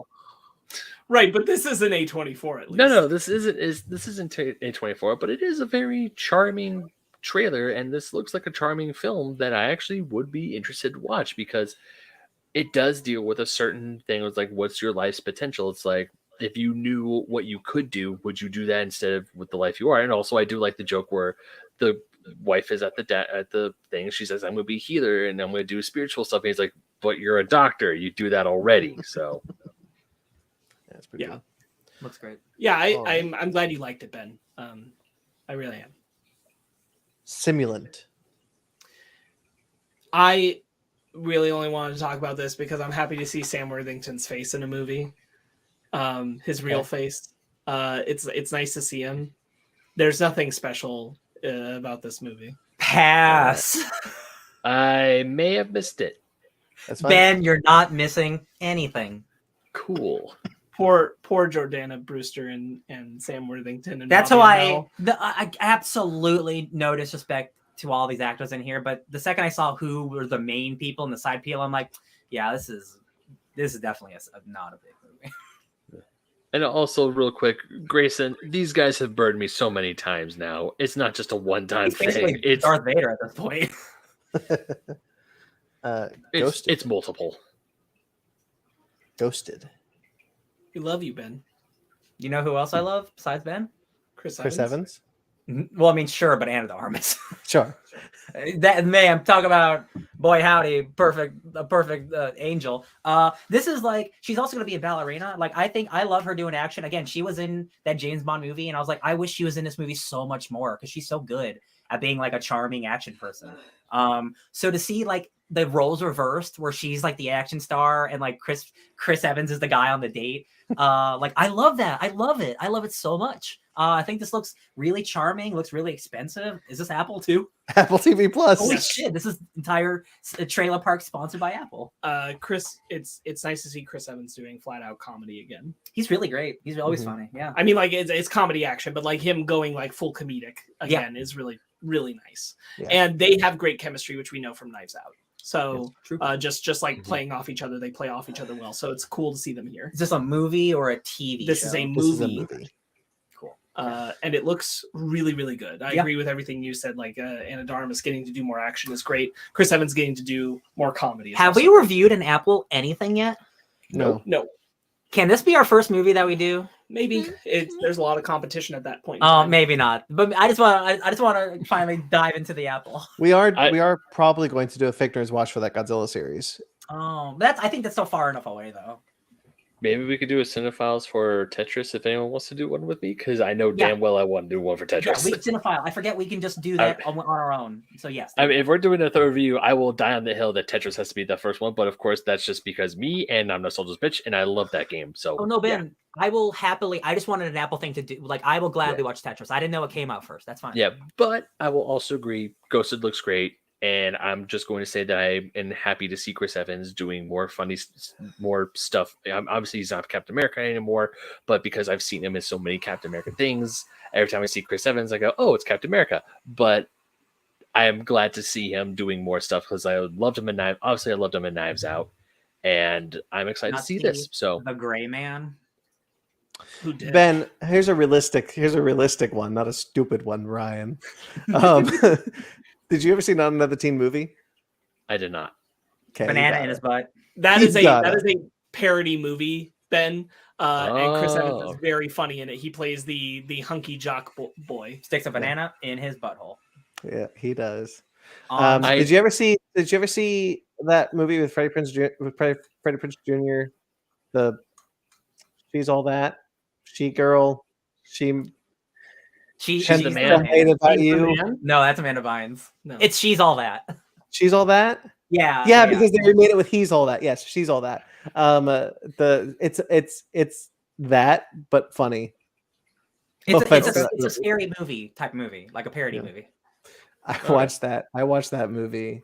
I watched Not Another Teen Movie because it was under the adult section of my parents' pay-per-view. And so my mom was like, "Why'd you watch the adult section?" I go, "Just for Not Another Teen Movie. Why?" So what's that? Is that a porn? I go, "No. It's for teens." Yeah. Yeah. Anyway. I'm really excited for this, honestly. I think this was really funny. The Little Mermaid. I will say colorful. It's more colorful than I thought it was going to be. Yeah, that. I was about to say that. Brighter and more colorful than some of those early images. Yeah, but everything else about it. I don't want to be too mean. I'm sure the movie could be good. Like I want to put my whole faith into Disney. I love Disney, but like it just didn't. The singing is great. Like she's an undeniable talent. Nothing felt magical to me, honestly. And like making it super realistic, like the crabs, like Sebastian, just like I get it. I get it. When I saw the first image of Sebastian, because I saw the image first before I saw the trailer, because I watched the Oscars, and the trailer that premiered at the Oscars didn't have the Sebastian Pelican dude Scuttle bit, but it was in the trailer online, and so I saw the image. I was like, oh. That's Sebastian? Like Scuttle's fine, you know. I honestly thought that because I saw a thing on Twitter, like this is the first image of Sebastian in the movie. It's like that's just a crab, you liars. I thought I was like, I'm not gonna fall for this. And like, oh shit, they were real. And they're still hiding Flounder away. What else did we expect? No, Flounder does look. I know, but like, I don't know. I don't know what to expect. Maybe don't make a live action Little Mermaid then. So I've got two things. I've got two things I want to say about that. One is I actually thought it looked better than I anticipated, and I was actually really into the trailer. For the most part, I think there's a nice energy to the trailer, and it actually got me in a few parts interested in seeing the movie because of how colorful it looks prior to the first images that we were seeing. The second thing I want to see is making a realistic Little Mermaid made me really upset when they do the part of your world with the wave thing. Not because they recreated it, not for the reason you're thinking, because I kept imagining when she like thrusts herself up that she scrapes the bottom of her fins, and I was like, ow. Melissa McCarthy sounds much better as Ursula than I anticipated. Sure. Yeah. I just looked up to see who played Ursula because the Ursula is kind of what sold it for me to go see the movie. I mean, I know I was going to go see the movie anyway because it's a Little Mermaid. I freaking love that movie, the original one. But when I saw like even just like the bits like of this Melissa McCarthy's eyes, I'm like, oh shit, that looks really cool. She's honestly looking and sounding better than I thought she would. Yeah, I agree. Yeah. She has her own take on the Ursula laugh in there that I was like, that's pretty good. That's pretty good. I can tell that's you, and that's pretty good. Yeah, I can tell you and I can tell it's Ursula. Yeah. I feel that she'll make Pat Carroll proud, or she would have made Pat Carroll proud. I hope so. Because honestly, I kind of think in some ways, if Ursula works, the movie will work. That I feel like that's kind of true. Little Mermaid's one of those where I think it's actually maybe a little bit more defined by its villain than it is by anything else. And I think if Melissa McCarthy pulls off Ursula, we're still going to come out pretty net positive on it. Yeah. Like if everything else is just kind of like, yeah, all right, but she like knocks it out of the park, the movie's probably going to be like, yeah, pretty good. And it's Rob Marshall, who has directed plenty of good, unfortunately good and bad musicals. So like, what I will say though is what gives me pause personally is there was just a lot of this trailer that was shot for shot of the animation that they are trying to exactly recreate it. And I'm like, I just don't need you to do that. I think there are certain shots, yes, go ahead, go for it. But it was a lot of them. And I'm like, I'm just not seeing the same like creative freedom. It doesn't in the design of it that I saw in the Peter Pan and Wendy trailer. Doesn't have the magic. If I may, you know the iconic shot where she's on the rock and she finally sings "Part of Your World" and the wave comes up? Ow! I really feel it. Yeah. I don't know why, but when the wave comes up, it just felt lame. So here's the thing that we've been talking about when it comes to these live action interpretations. The problem with The Lion King is this: you can't take those kind of big creative swings if you're trying to do this realistic thing, and that's why it feels like, oh yeah, a wave breaking, not that big of a deal. Can I tell you why the wave thing looks wrong, Ben? It's because it's one of the only shots in the trailer that isn't shot for shot the same. They're on another side of her and the camera is rotating. The shot in the animated film is from the opposite side of her and it's still. The fact that it's in motion while the wave is in motion is why it looks weird. It doesn't allow the wave to just be the thing that is motion that's making the shot look big. It's very bizarre to me that like the shot of her coming up out of the water in the sun with her hair and the shot of the fireworks outside the porthole in her, so many shots I could name in this trailer that are exactly the same. That one, the most iconic from The Little Mermaid, is actually different, is kind of weird. Yeah. To me, it just felt like they just had someone was on the side and they just threw a bucket of water to imitate the wave. I don't know why, because I get it. In animation, you could do a whole lot more epic stuff because obviously that shot of her and the wave breaks and she's still in the center of it and it looks awesome because that's where she hits the big crescendo of where she finally says, "No, I'm going to be a part of this world. I'm in love with this guy." Yada yada yada. And then this time it was just like water.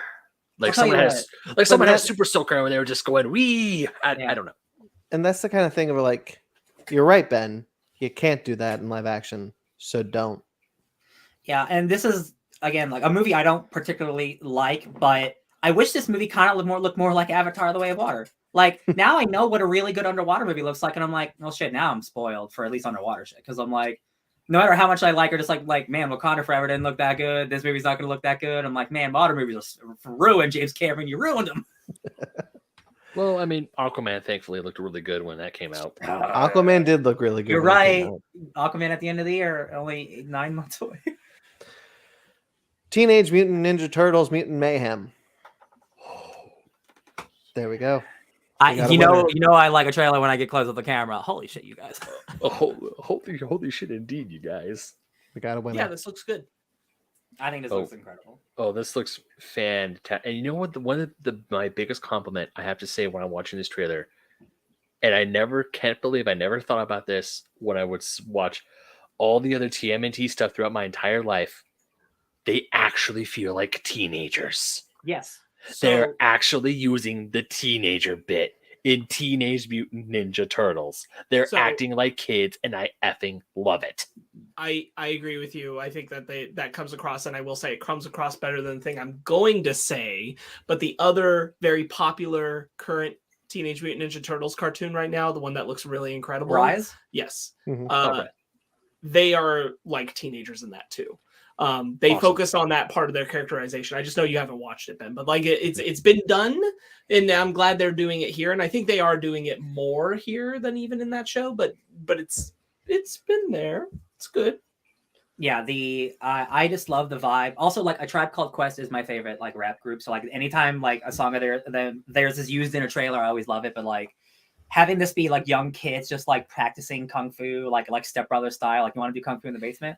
but they're like actually good at it.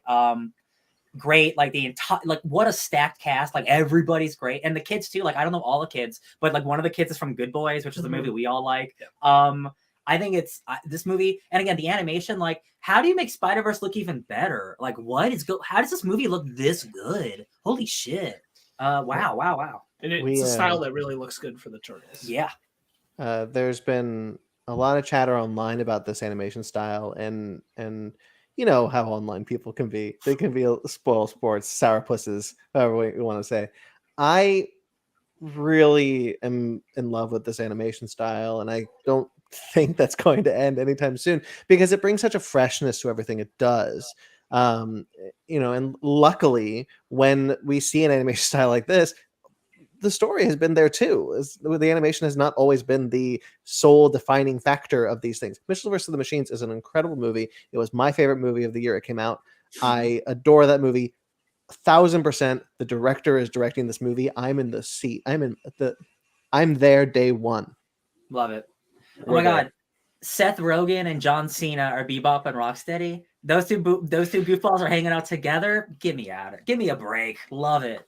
And now Ben, I'm familiar with the Turtles, but I don't have like a huge love for them. But playing Shredder's Revenge and you fight every single villain in their roster, I now know all of these villains. And I'm like, oh shit, Rose Byrne and this guy. I need to replay. I mean, we're gonna be replaying Shredder's Revenge for Base Arcade for Base Arcade eventually. I have been talking to Grayson about that. Grayson, we need to get on it. I know you're still here. Whatchamacallit. But yeah, I need to replay Shredder's Revenge because I was talking when the cast list was released last week. I was talking about it with Brandon. Thanks to that video game, I know most of these villains because I was surprised there was a name I did not see on there, and that was Shredder. Yeah. Shredder. That's interesting. I remember you guys talking about this last week, but I think it's a good idea. I agree with what Brandon was saying last week, which is that you want to save Shredder because you have faith that you'll make more. And I think it's good to not go, especially with the amount of Turtle stuff that's already been out there in terms of films, to not go Shredder first. I think Turtles does have enough interesting other characters you can put into play as adversaries to the Turtles that we don't need to do Shredder out of the gate. Yeah, and again, having him be your big bad, if you want to franchise this and make more movies, then don't start with your big bad. Look, there's 12 villains, and I'm sure all these villains, they're not all going to be the main villain, but introducing this many villains means they can show up in any movie. It's awesome. I think it's great. The exciting thing for me, who not familiar with the Turtles, not really. I've seen a couple episodes of a TV show. I saw the first Bay film. I know he didn't direct it, but but so and the 90s film, because we did a Impossible Movie Trivia Challenge where we tried to. All these characters are characters I've never heard of, except for Bebop and Rocksteady. I know them. But seeing this list, I'm excited to get to know characters because it's one of the things that I really liked about the MCU when it was first starting and still continue to. I don't know a lot about a thing. You're going to tell me about that thing. I get to learn more. Yep. And that makes me excited. You learn all about Ray Fillet, played by Post Malone. I love it. We're going to pick a silly name for our silly Ray man. I love it. I just can't wait. I mean, this gives me a reason to replay Shredder's Revenge. This gives me this. I love the animation style. I know we gushed about the animation style earlier. I want to gush a little bit more. I love how the turtles sound. They sound like teenagers. They sound like kids. They are kids. Mags in the chat saying that they cast legitimate teenagers playing teenagers. Obviously, Bebop, Rocksteady, John Cena, Seth Rogen. I am so ready to hear Jackie Chan as Splinter. Yeah, to me, that's inspired casting. I don't know why we never thought of him as Splinter before. So yeah, and even Grayson, he's here saying, "Give him a deadline. He's ready to go. Let's." Well, when does that movie come out? We'll have it done before then. I'm ready for some Turtles. Yeah, I am very excited for this. And this animation style has a way of getting me immediately excited for anything. Oh, yeah. So for a while, I'll be there no matter what. If you're using this animation style, I'm gonna be there. Hell yeah! All right. Hell yeah, Ninja Turtles. Shall we talk about Screevy? Oh my god.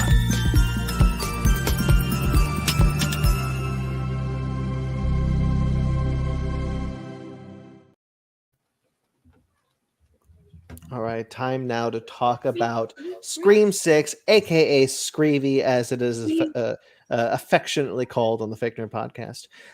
This will be full spoilers, so if you've not seen the sixth entry in the Scream franchise, you can. Once again, the cinephiles for the previous Scream films we've talked about are down below. You can check them out. But we're going to be talking about Scream 6, full spoilers. What do we think about this? For real, if you care, leave.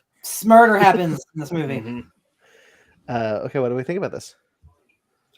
I love it. I also love it. Ben? I love it. I like it. Okay. God damn it. What? Brandon. God damn it, Brandon. This is what I mean. This is what I mean. Ant-Man and the Wasp: Quantumania and this are both 8s. Loved it. Like it.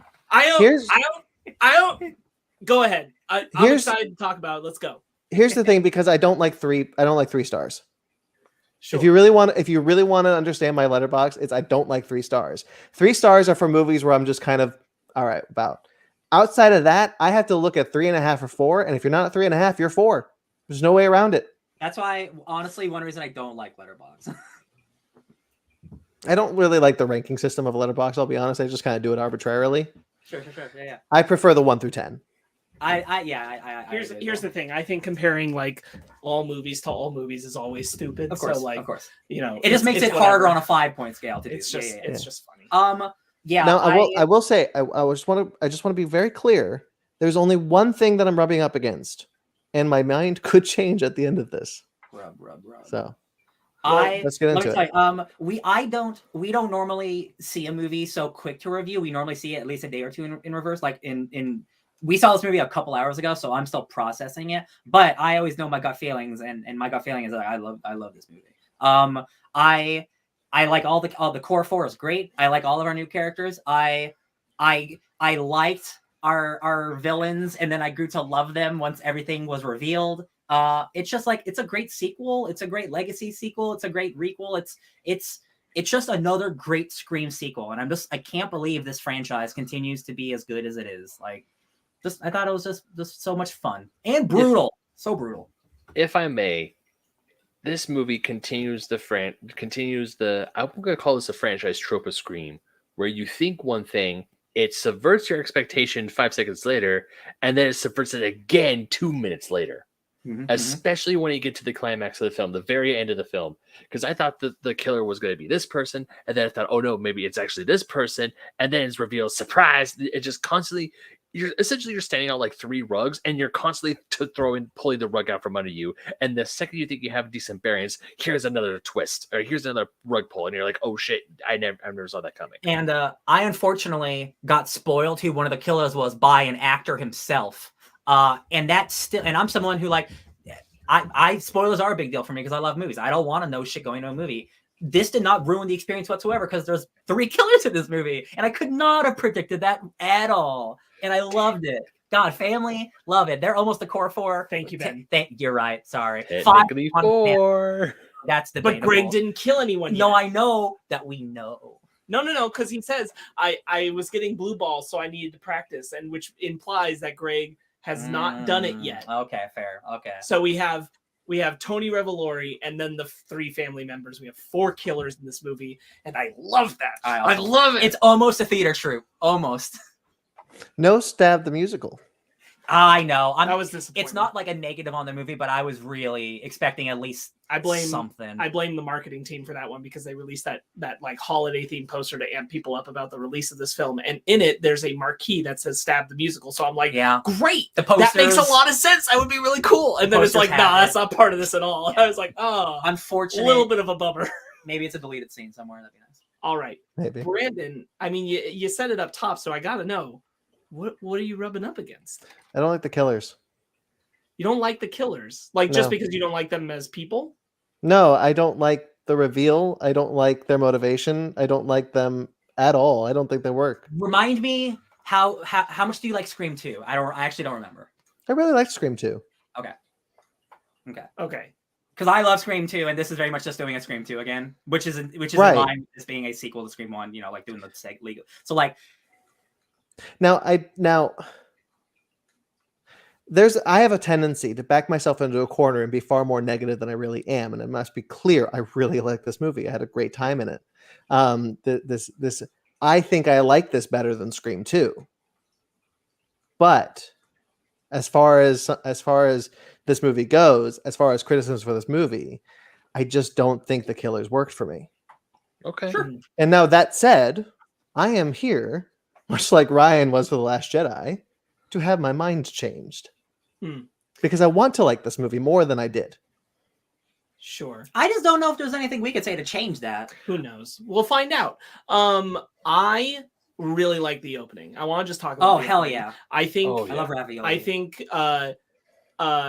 man, Samara Weaving, like, the moment she's there, we're like, oh man, there it is. There she goes. Love her. I was honestly, when she shows up, I'm like, no, please no. And I'm glad you brought that up, because once again, there comes a problem at the show where I back myself into a place of being far more negative. But once again, my desire to be clear, my anxiety, if you will. The opening of this movie is incredible. I was when Tony Revolori kills Samara Weaving, I was like, oh my God, are we going to get our first ghost face reveal in the beginning? Is that going to be the movie? We're going to know who Ghostface is from the beginning of the movie. The answer is yes. That was going to be the movie that was going to happen before other killers got involved. I think that's brilliant. So the moment when he stabbed her and was still standing over her and we hadn't cut the title, I'm like, yo. And then he bends down and he takes the mask off and I'm like, yo. Yeah. I was so excited. I was giddy as a schoolgirl, honestly. And the fact that it was Tony Revolori, who I called from beat one, he's a killer in this movie. I don't care that he wasn't the main killer. He was a killer. He still I was right. I love that. And I love this. There's a lamer, more shallow plot that they were going to create, being super, super reductive of the killers of the past. Yeah. And the fact that they get killed before they can enact their plan is so good. And like, you can't beat the opening where he's like, what about continuing the movie? Who gives a shit about the movies? And stabs him. And then you get the Scream title card. I was like, fantastic. Maybe one of my favorite Scream openings ever. Yeah. You know what? I will say this is my favorite Scream opening, because like I said earlier, constant rug pulls, constant. You think one thing, it turns you around and gives you nothing. Because I was just like you, Sparks. I thought this was going to be the first movie where we knew who the killer was from the first scene, and I was like, holy shit, how are we going to see them like plan shit out? How are we going to? And then when he started talking to Jenna Ortega's character, I'm like, oh no. So the panic started to set in, and then you hear the Ghostface modulator. I'm like, oh shit. It wasn't even that. For me, Ben, it was the moment he walked into his house and went, honey, I'm home. Yeah. Greg. And then I'm like, oh, they're dead. Yeah. They're gonna die now. And when Samara Weaving answers her phone and this attractive man shows up and like the voice comes out as Tony Revolori, it's like, that's not the picture that was on her phone. So I thought when we heard the noise, the voice modulator turn on, I thought it was the Scream 3 voice modulator turning off. And I was like, oh, is the Ghostface killer going to be using voices again? Are we going to go try that trope again? And then I remembered it was the sound effect that we heard in Scream 5 when he turns on the voice modulator. Also, on the note of that, when the movie's starting and we get the call to Samara Weaving of I'm Reggie calling from the place, and I was listening to it, I was like, oh man, like that sounds like Tony Revolori. Oh yeah. Like, so that's gotta be like, and so when he pulled the mask off, I was like, oh thank God. Like they're not hiding that. That was just him using his regular voice. Love it. Greg's in a fridge. Greg's in a fridge.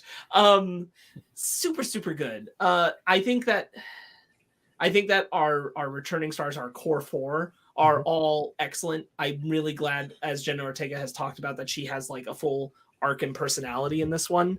She deserved it. And I think the relationship between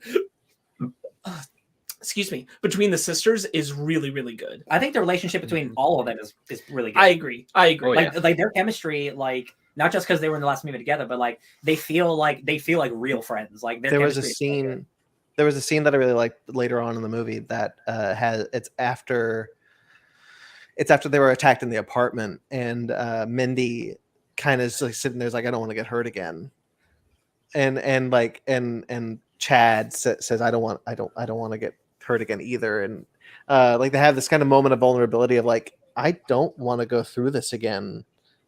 This is awful. And like sucks. Yeah. And like that kind of like, Sydney obviously became much more of a character who was like, I'm going to face this head on. I'm going to kill Ghostface.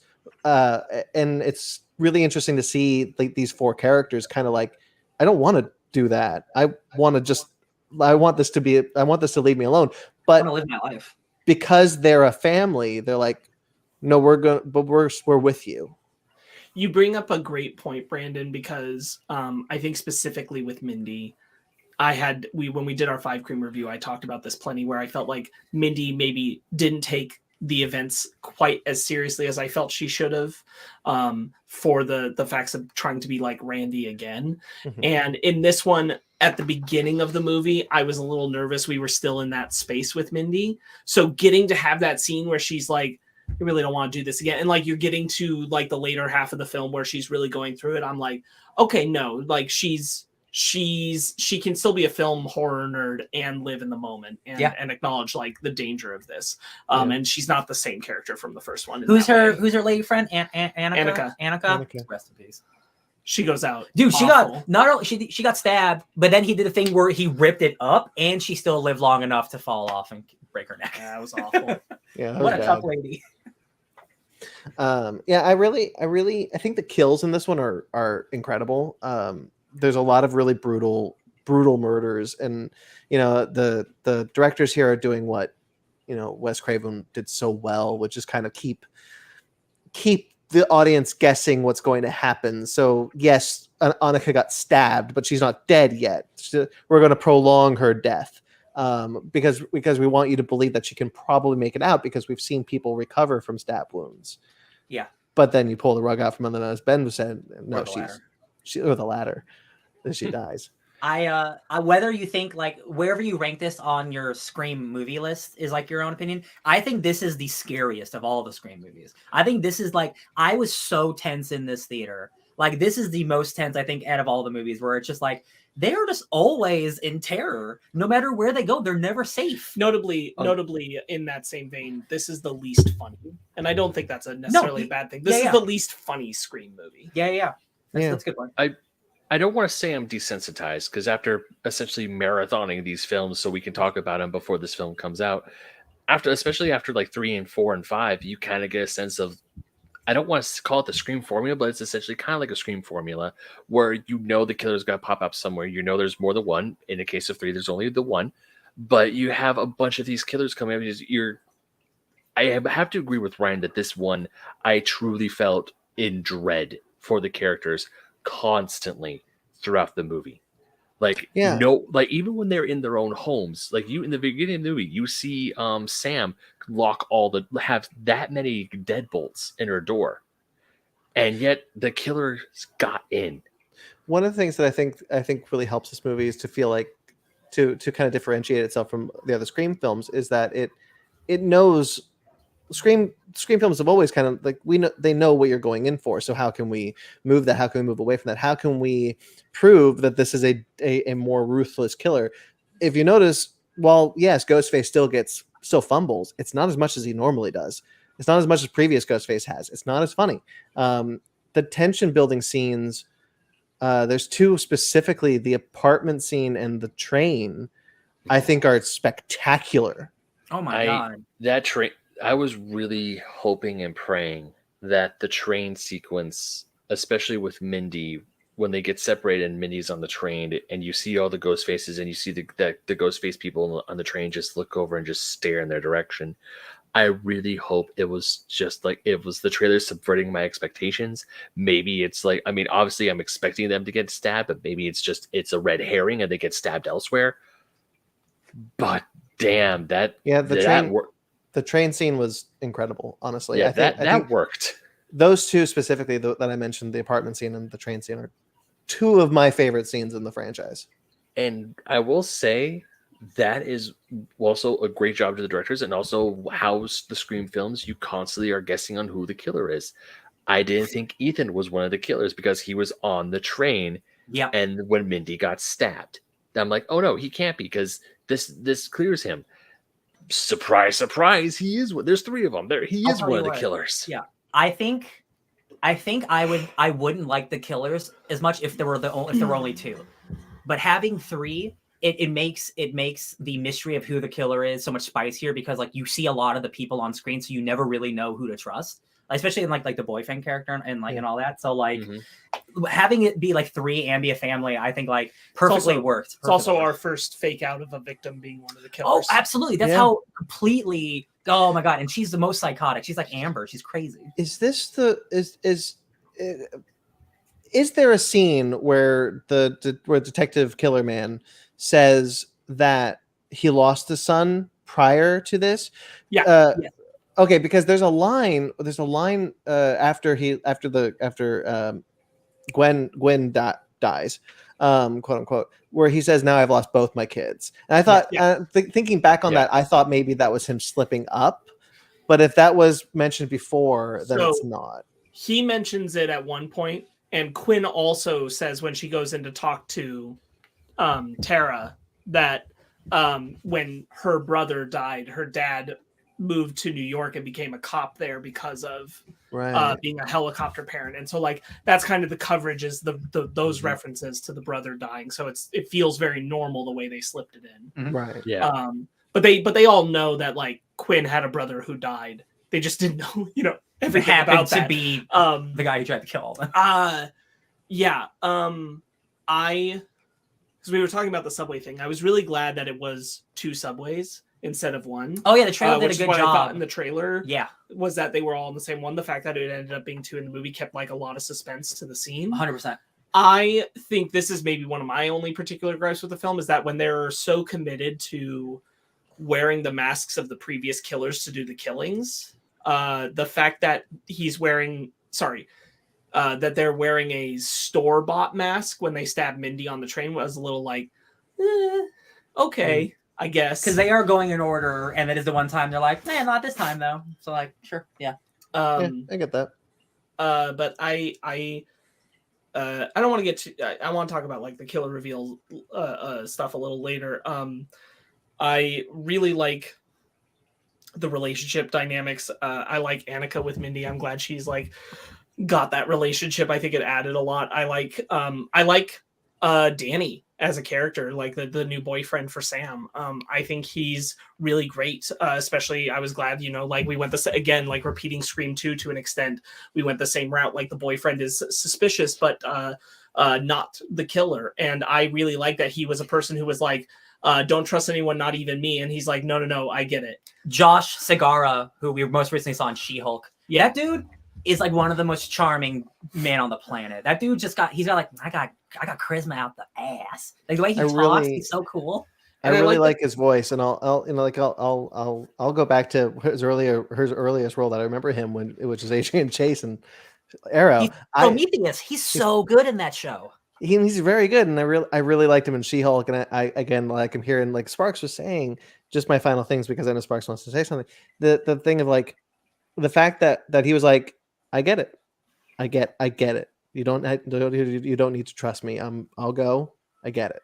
I'll bring backup. Actually, it played exactly on the right level of like, he had just enough presence where it's like, you could be a really nice dude who's trying to be supportive and understands it. You could also be just playing the angle just right to keep the right amount of distance to be the killer. And like, they kept that really, really nice space, but I was really glad ultimately. I'll tell you what, a good guy, especially after the ladder scene. I was like, man, it's going to really suck if you're one of the killers. Like, I knew he was obviously going to be more important in the movie, but like when he's first introduced as like, oh, he's a neighbor that I never talked to. I thought the moment when they first kissed, I thought she was just having such a bad day. I thought that too. She just pulled him in for a kiss. Like, oh wow, I think they want to throw you for meet that you. also. Yeah, it is a great reveal of like, oh, actually, we've been doing this for a month now. I think that is a great reveal. I love it. Real quick, because we got Grayson in the chat. He says, real question, Ben, how's the hair? Hey, it was great. We watched. Yeah. And then Mag, of course, says, love how they brought all the props, costumes in the warehouse. And then he goes on to say the nose stab through the mouth was the one that got me. Oh my god, there's eye stabs, there's head stabs, there's mouth. This is a gross one. This was. I want to talk about the shrine real quick. Because I Sure. love, because the trailer, I thought the shrine was something that Gale built as not as like a shrine to the killers, Really? or something that's like it's a reminder of what she went through and Like how Batman. they need to. Well, what's kinda- weird is the trailer says this is the killers. Or maybe I just misheard that. It's probably because It's I just possible. yeah, I probably just misheard it.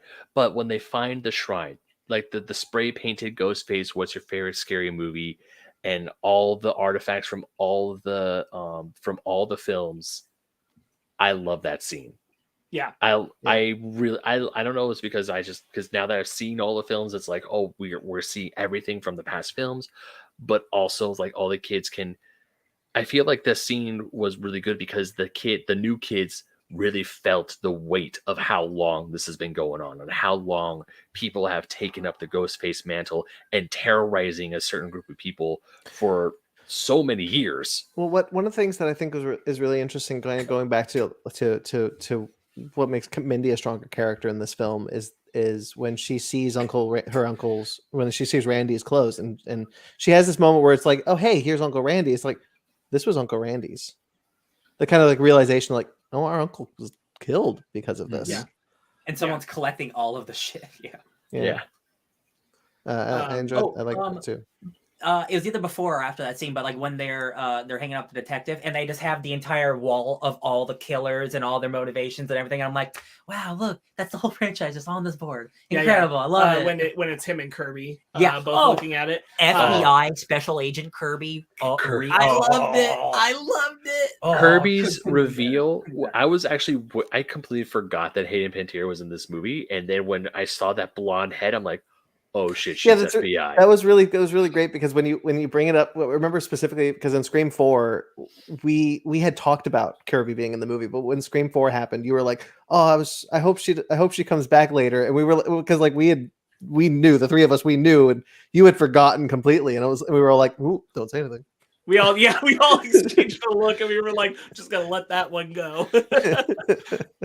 Yeah, so she just like a Sydney, she didn't want to be the victim anymore, and she became a monster hunter, a Ghostface killer. I take a special interest in Ghostface killings. I love it. I love it so much. It's such a good, new, fresh role in the franchise, and I think it's great. And Hayden Panettiere, like she I don't know if she would have been in this movie if she didn't like go to the directors and ask to be in it, basically, because she was like, after the success of 5, she's like, listen, y'all, my character is not dead. You never saw a body. I could bring a lot to this franchise. You're all doing legacy shit. Also, she's done a lot of interviews. It doesn't look like she's getting a lot of work, so she was really, really happy to be in Scream 6. I'm really happy for her because she's awesome. I think she's great. She is great, and I'm like, oh my god, this girl's a star. I'm so happy she's back. I hope I'm mad. Bring her back. Another one. Give me There's a really good the Kirby is, how do I want to say this? We've talked a lot about how Sydney's not going to be in how Sydney, it's enough. Sydney deserves a happy ending at this point. Kirby is a really good replacement. That legacy character that can kind of come back. Yeah. Like Sydney was doing. Yeah. Mm-hmm. I agree. And I think it's nice that like we'll see if we ever see Sydney again. Who knows? But I don't think we should, because I don't think you can kill Sydney, and I'll stand by that. Yeah, completely. Oh, yeah, I think anyone would know that at this point. But a killer, it would make sense that eventually a killer is going to try and drag her into it again. That's true. But for this one, it's one of the things I do like about the killers is that it's so focused on Sam. And I was wondering through the whole movie, I'm like, what could the possible reason to be focused on Sam and call her a liar and a murderer? Yeah. And the fact that it is the reveal that it is, where you murdered our son, like the same, it is like Nancy Loomis. It is, but like it works. It works in the sense of the, you are toxic. You are just as bad. Like this wouldn't have happened. Our son wouldn't be dead if it wasn't for you. And, like, especially like looking at the way she killed him, because she killed him more brutally than like they usually kill killers. And I felt like that motivation landed. I think it's a little.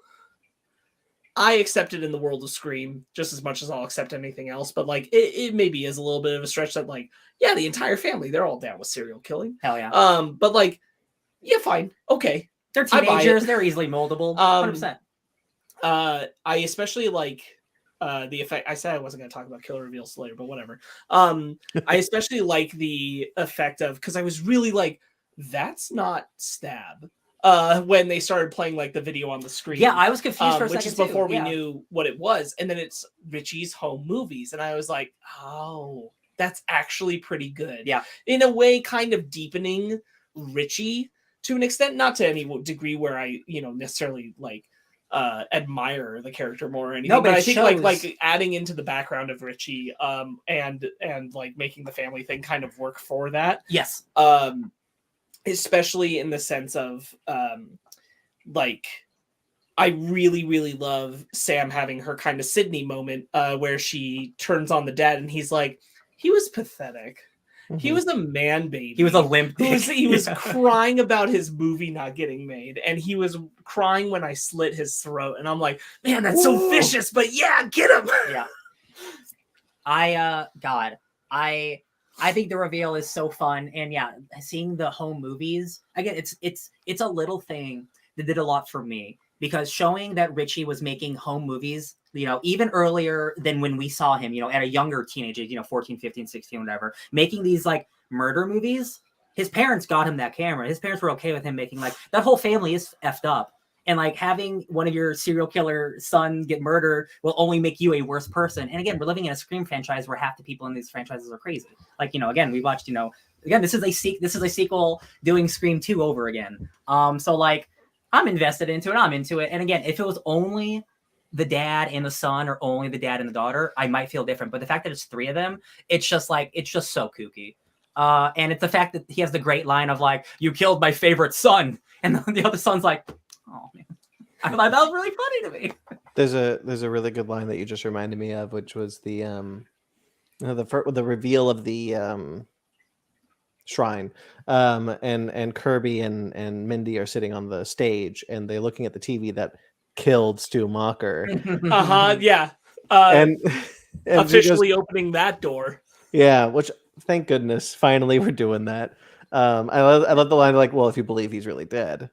Next movie. Right. And like Kirby being in the position she is, where she's the agent, she's looking at all this stuff. If she can't say, well, he is, then he isn't. That's So, opening the door so hard right there. so Stu's the killer in Scream 7. He's the mastermind. Yeah. And I'm not 100% sure, because I tried to pay attention to this, but I believe every killer has a birth and a death date. And so it's like whatever birth date's a death date. Stu's is just born date and nothing else. Interesting. Now, maybe I read wrong, but that's what it looked like to me.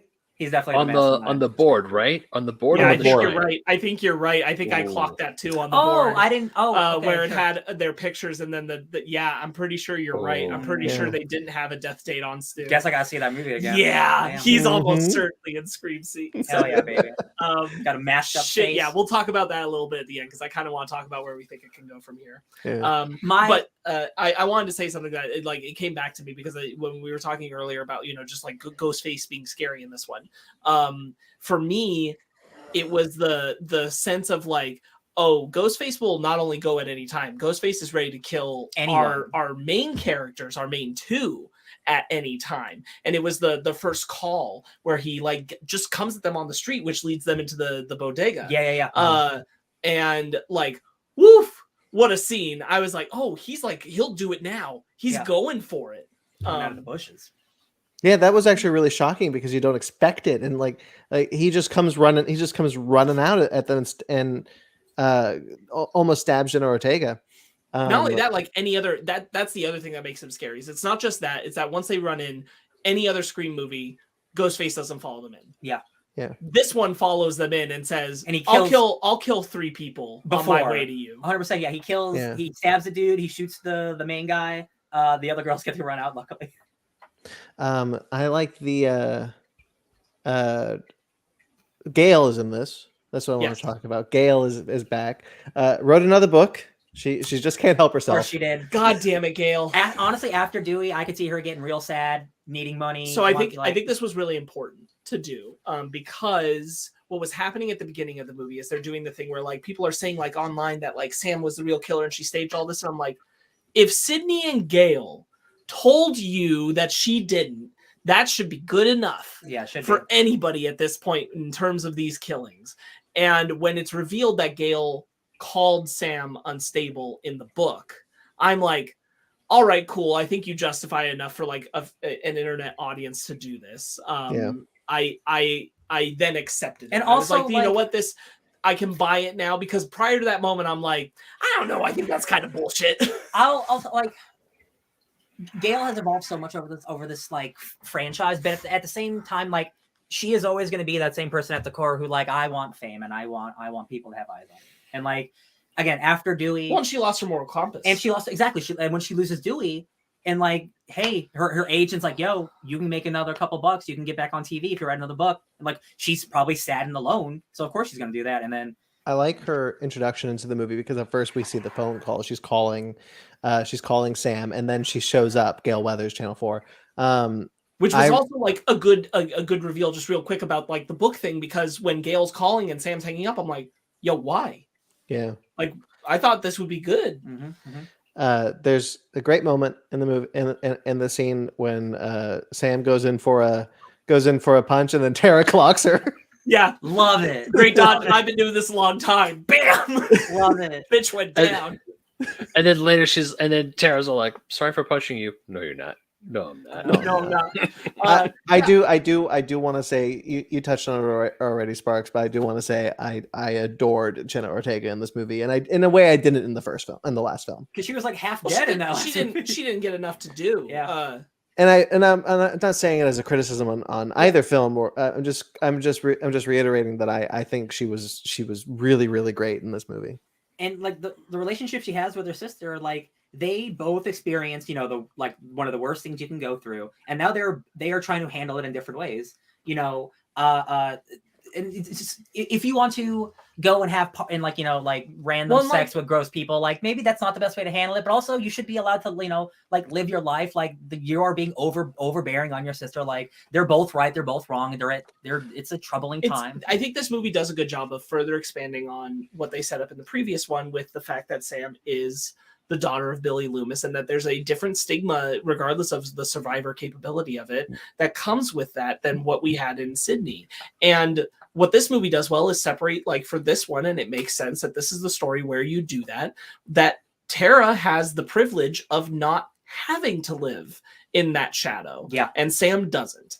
And that creates this different way of living after the event that they have to go through in this film, which is why I think their relationship, like this is a 10 out of 10 on how they craft their relationship in this story. The fact that it's at the heart of it, the fact that it's done as well as it is, the early beginning moment of the "you have to let me go," going back into the final confrontation, "you have to let me go," with a knife and stab him. Sick, really, really good. Like, it's a full thing, and I really, really like it. This also might be like the dopest Scream movie in terms of just really cool shit happening, because like there's just really cool like fight scenes where, like, the moment, God bless Chad that he survived, but that dude getting double stabbed and then the double knife clean at the same time, I had a heart attack in the theater, dude. That was like Steve Rogers picking up Mjolnir. I'm not even kidding. That was like the sickest thing I've ever seen in my life. Yeah. And I'm like, why is that motion so cool? Because you brought up Chad, and I want to go back to Gale soon, but like, because you brought up Chad, I just want to say I'm glad he's the Dewey of this franchise. And at first, the relationship between Chad and Tara, when we first see them at the frat party, and Annika comes up to him and goes, "Hey, we need your help," and he comes to stop Tara from going up.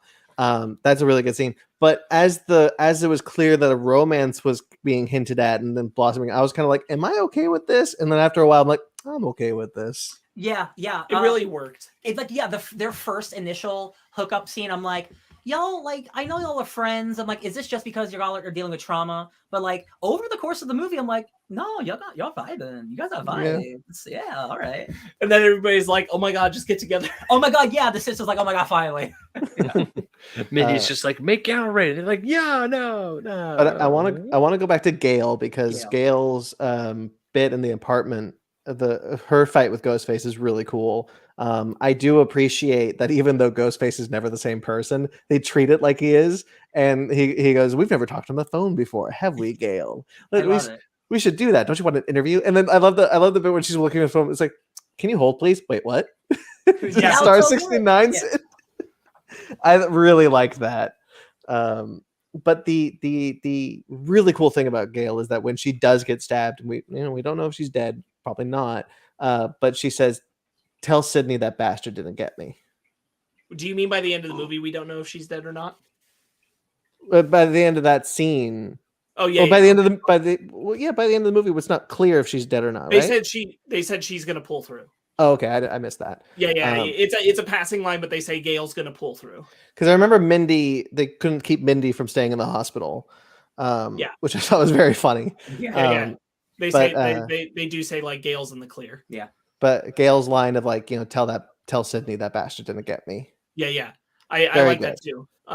Which is also better than like, it's better last words, I think, for Sydney than tell Sydney not to come here. Yeah. But I think it's kind of saying a similar thing of like that he didn't get me. And it's also kind of an implication of like, don't come here to take care of this for me. Yeah. Like you stay away. I really like it. Like if Gale had to go out in this movie, which I'm glad she didn't. But if she did, that was a good fight. Yeah. She really takes Ethan to task on that one because that's definitely Ethan. And what I really like about oh yeah, you can tell by how they fumble. What I really like about no, it can't be Ethan. It has to be Quinn. Ethan's in the van. Ethan's in the van with them. Ethan is in the van. I think that what's really great about the fight with Gale and Ghostface is that it's taking all the lessons that Gale has learned through her encounters with the previous Ghostface. And, she's never shooting at the body. She's always shooting at the head. If she hits the body, it's on accident. And then going to the cell phone, to the phone where she calls him back. The phone's going to ring. It's a really great moment for that character that I really appreciated because again, like it built off of the character from the past. I also think that's the first time that somebody Star 69 Ghostface immediately find him. That was really clever, actually. Yeah, and that's what I'm talking about. Like, things like that where she's been dealing with this for so long. She's probably been wondering why doesn't anybody call him back? And he's like, hang on. Yeah. I really like that. It's so I also like, both the way Ghostface in that scene puts Gale through it about Dewey, and then also her scene about Dewey earlier in the movie, where they play his theme. Oh my gosh, I almost cried just from a theme. Yeah, and I'm like, wow, that's powerful. Do do do do. So powerful. Yeah. Yeah, I wrote. Sorry, I was looking at my notes real quickly. I wrote, "Glad Chad is the new Dewey." Boy, that guy got messed up in this one. Yeah, dude, we've never seen two Ghostface go at a person before. It was so rough. And then, that was an incredible moment. When we were getting to the end, and it's as things are winding down, I'm like, they're gonna say they found Chad. He's gonna wheel out on that stretcher, a la Dewey. They're gonna do it. Thank God, I'm so happy. Like, oh man, I can't have Chad go. I love him. That dude's gonna be like in an iron lung. He got stabbed like 20 times. I really like the core four. I think this film they really solidify as great characters that I would continue to follow into more movies. For sure. That's where that is literally where my love for this film is with the core four. The Ghostface killings are so good. The misdirects in the trailer are so wonderful because of Henry Czerny's death. Is so when we see that, we don't see the death in the trailer, but we see the Ghostface in the doorway, and we don't know in the trailer who that house that is. Yeah, I was glad that was used on him. I also really like that as part of Sam's background. We didn't touch on him much, but as the therapist, that like she's gone to a few, and they don't take her sincerely as a victim. He turned her in, and like what she's trying to talk to them about. It's a bad therapist. And like that a lot of them have had this reaction where like, I can't really work with you. I can't help you with this. I am so glad that it wasn't a one and done Billy Loomis ghost thing. I'm so glad you got there. Because he's not in the movie until the very end for a short period. No, he's in like like he shows up when they get to the shrine, which is in like not quite even the third act. But he's not in the movie a lot. But when she's looking at it and then we hear his voice and she's like, oh god damn it. Not now. I'm like, Billy Ghost. Because I really like the idea of like, how are the meds going? Great. I'm not saying anybody who shouldn't be there. And then because this trauma is bringing that back up, it's just like, oh damn it. Really good. Really good.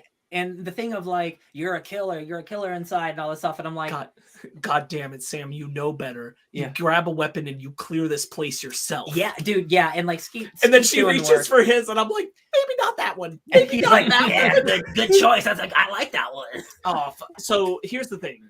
Part of the reason why I love the killers I do is the way that they go out when they're not only like the way that they do their reveal and who they are, but also the way that they go out when the ropes are turned on them. Mm-hmm. And it's one of the reasons I end up liking Richie is because Richie turns into like a whining man baby, and I think that's great because he is so pathetic. Yeah. I love Sam going full her dad with the voice changer and everything on the detective. I think that's really good. It's like, you wanted this. And then like hearing his voice being Sam using it now is so, and again, like a credit to him, he sounds distinctly different as Sam doing it than he does as when the detective was doing it and stuff. I didn't clock this in 5 Cream, but Sam has incredible Billy Loomis face. Yeah. She turns into him at a point when she's holding the gun at Gwen. Yes. And you see Billy Loomis in her face. And I was like, oh shit. Yeah.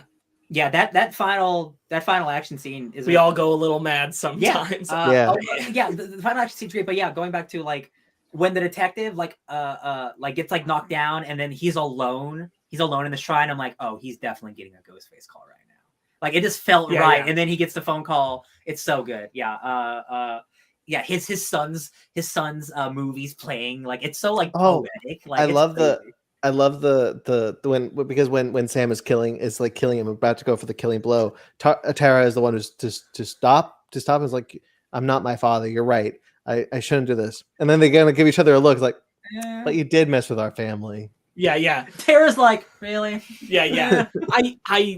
I really dig it. And like part of the thing is like, I think I dig the killers because they work so well as the foils of Sam and Tara. And like for the story that it's telling in this movie, it makes a lot of sense. Like this idea of like they're trying to stretch the shadow of Richie over Sam, and Sam's like, God damn it, F you, I'm not doing this shit. So F your whole family, man. I told him this, but Ben and Brandon, I thought that the core idea of the movie was going to be at the beginning when he's like, but my movie, who gives a shit about movies?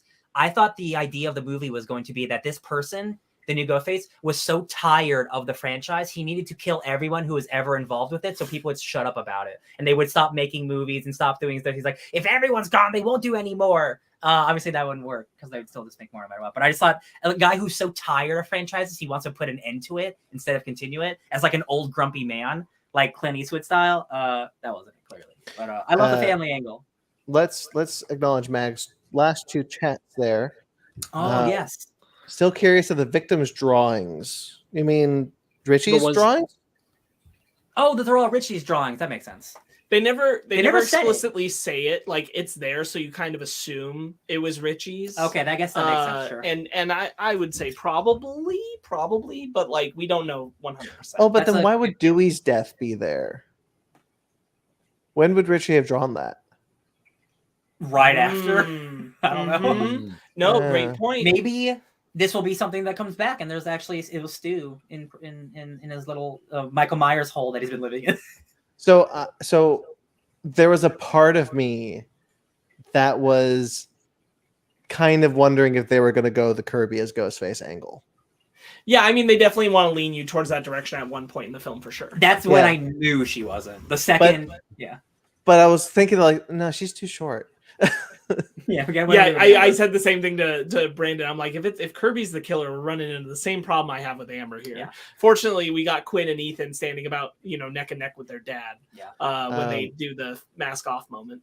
The last comment Mag said, if we want to bring that up real quickly, I also liked how the fan film looked amateurish. Oh yeah. Yeah. Yeah, they did a great job with all of that. I really like it. I think all of this gelled together really well. I think what you're saying about the killers working better as foils for Sam and Tara helps me get over what I think is a rather underwhelming reveal. And I think probably upon a rewatch, I will enjoy this more. Now that said, my only knock against this film really is how much I really freaking love Five Cream, and this wouldn't hit Five Cream for me. Who knows where I'll be on a rewatch though? Because again, there's so much in this movie that I love, and I've been talking about it endlessly with you guys. It's just the killer reveal just kind of didn't work for me. But around that, I'm with the whole thing. I think unlike Nancy Loomis, who works just kind of as the vengeful mother, you have to look at the Kirsch family here as an extension of Richie. And like we haven't had that in Killers before, but I think them as killers is hidden so well and obscured and like I didn't suspect the detective until near the end. Yeah. And I definitely didn't suspect and Ethan. I wrote off Ethan pretty quick. I wrote him after off a certain point in the subway when she was getting stabbed. and like obviously I wrote off Quinn once Quinn was a victim. Yeah. So like I think they did a good job just hiding the killers in this one, better maybe than some Scream films do. I think this is one of the best ones where I'm like, and that made it like kind of land for me. And then like the motivation being the tie back to Richie, I was like, okay, because definitely like when they first take their masks off and like they say like what you did to our family, and I'm like, where are we going with this? Like what is that? And again, and then like the reveal of Richie being their brother and son is like, all right, and this being a sequel to a legacy sequel / reboot, this whole prequel thing or sequel thing they're talking about, like this is such a good execution of like, again, doing something original and new, but giving credence to the thing that you're homaging, which is two. Like it does all the family stuff, but it is a new setting, and it is the most brutal, and it is like the scariest one. Like,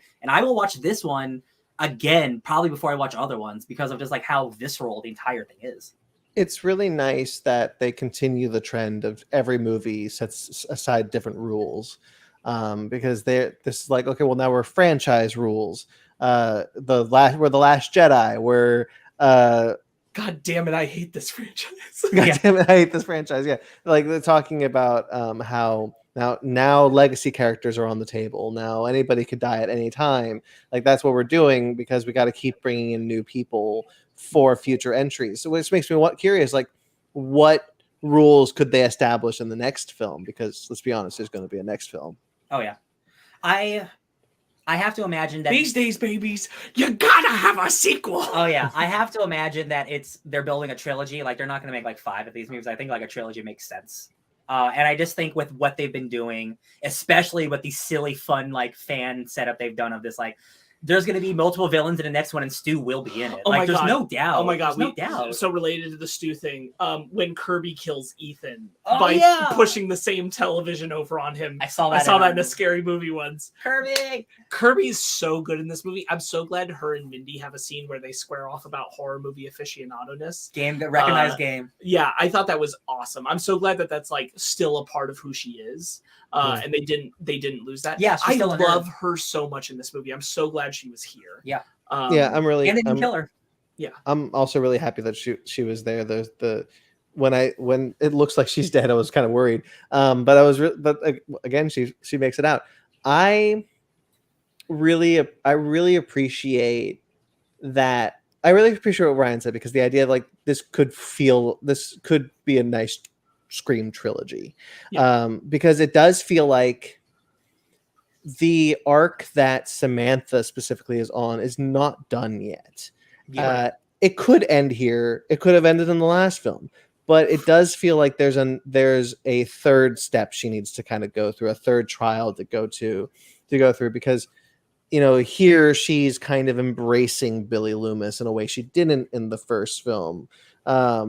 And how far will she want to go with that? Will that take her to some darker places? I don't ever see her as a Ghostface killer, but like where could that character go is something that I'm actually really intrigued by, and eagerly wanting a seventh entry. Like this is obviously like incredible speculation for a movie that has not even been greenlit, but like it reminds me of like the end of The Dark Knight, where like Batman is like the villain, right? Like the whole idea was to get Sam to put on that ghost face mask, and then she does. So like, what if the implication is like, oh, she gets sent to prison because they think she is guilty of killing this cop, and they have to get her out, and then new stuff happens around that. Like they can totally lean into that or completely ignore it. But like, I think her putting on the mask is not inconsequential. Yeah. I don't think she'll ever be a killer or anything, but I do think they could not make her a good ghost face, but something like that. What if Stu wants to turn her into one? That's what I mean. I'm thinking like Palpatine, not like in a framed her way. Yeah. But he's like, I want you to recognize that you're just like your dad. Yeah. That's what I really feel like they're building to that. Yeah. I don't ever see her go into prison or something like that, but I could see maybe Stu got out on good behavior. Or something. Stu can't be in prison because they would know he's alive. Yeah, he's missing. Right, so where is Stu Macher? He's living in the Michael Myers hole. Wouldn't it be what if he different face? What if he shows up and he's talking to Samantha, and Samantha doesn't really know that it's Uncle Stu Macher? Okay, I don't want to. I want to save this for after, just at the very end, a little bit of prediction stuff. So I'm not going to get into that yet. I kind of want to hear a little bit more about how Ben feels about this movie overall, because we kind of like steamrolled through a lot of points. Overall, I absolutely love this film. Yeah. I love the fact that how many killers there were. I actually like when like the movie theater scene when they were going after it, we see the two killers. I'm like, okay, there's a two, but then I was like, well, wait, is there one more? And the third one pops up. I'm like, holy shit, there's three of them. There's been three this whole time. Oh my god, so cool. I also love how Kirby isn't the killer, but I definitely fell for the trap that she was.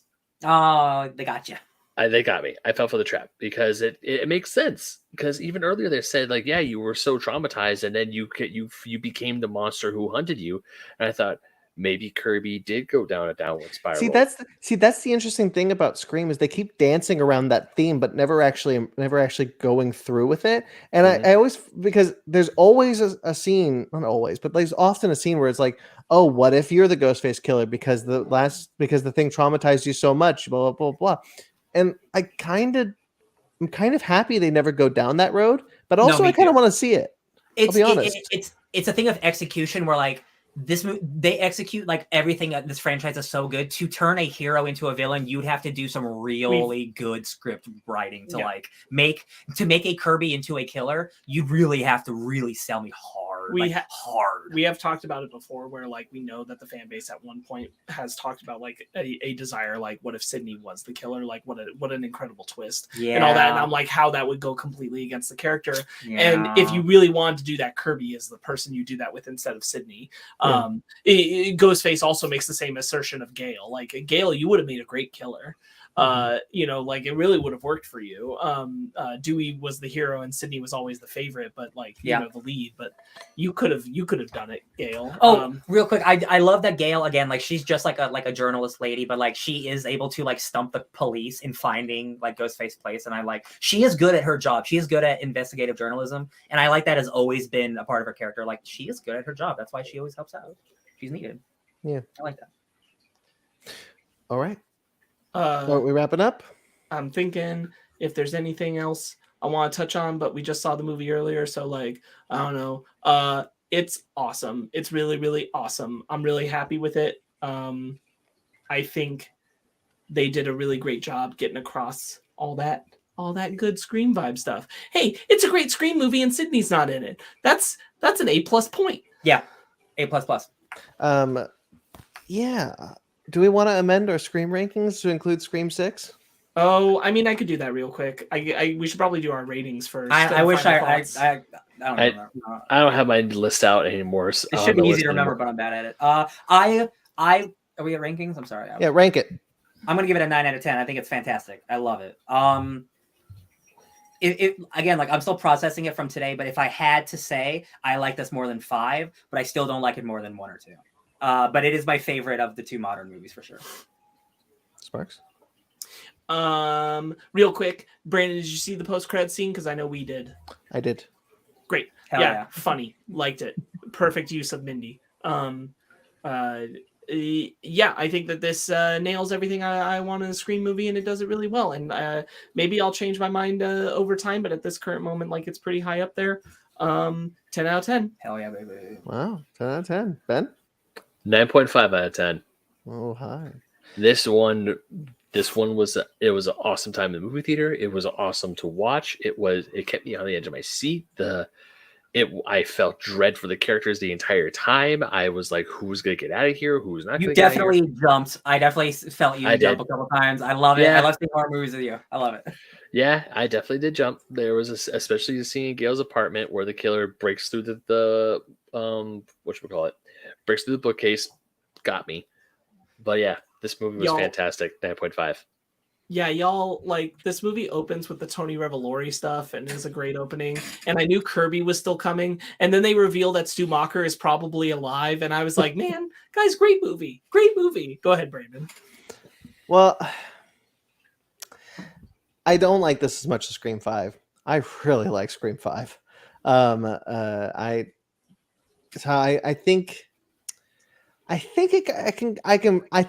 could settle on an 8.5. I think I'll settle on an 8.5. Yeah. Still good. All right. Rankings of the Scream films, I'll say real quick because I definitely know it. It's number 1, this, number 6, then number 2, number 5, number 4, number 3. Wait, I'm sorry. I lost you halfway through that. 1, 6, 6, 2, 5, 4, 3. 1, 2, 6, 5, 4, 3. And I love 2, but I think I might have to put this one over it. Wow, I have to. I need more time. I literally saw it just earlier today. I forgot what my list was, and also be right back. My cat's doing something weird. That's okay. You can make it up on the spot. I think I'm pretty. Here's what I'll say. I'm confident that it is 5, 1, 4. I'm confident that those are my top 3 in that order. I could switch 2 as my number 4 right now with 6. I feel like I probably like 6 more than I like 2. And the 3's at the bottom. Yeah. I love 2, but like, especially we talked about when we did our Scream 2 reviews, like I know that an amount of it is just like growing up with it and nostalgia, because like I don't love how they handle Sydney's best friend character in that movie. I don't necessarily totally love the way that Randy's death is handled. Like there are things I don't love about that movie for sure. But overall I love that movie. But Billy's mom is in it. But Billy's mom is in it, and that's pretty incredible. Debbie Salt's in it, dude. I really, really love this one. Yeah. It did so many things I wanted to have happen, and Kirby was incredible. Honestly, like before we saw the movie, I was fully intent on when we did our review. I'm like, yeah, there's probably 2 killers, so let's talk about where the killers are in our rankings. But there are 4, so I'm not gonna make Open the movie with a killer. All bets are off. All right, shall we book club? Mag says 1, 5, 6, 2, 4, 3. Yep. Those modern movies really working for Mag. Book club. Book it.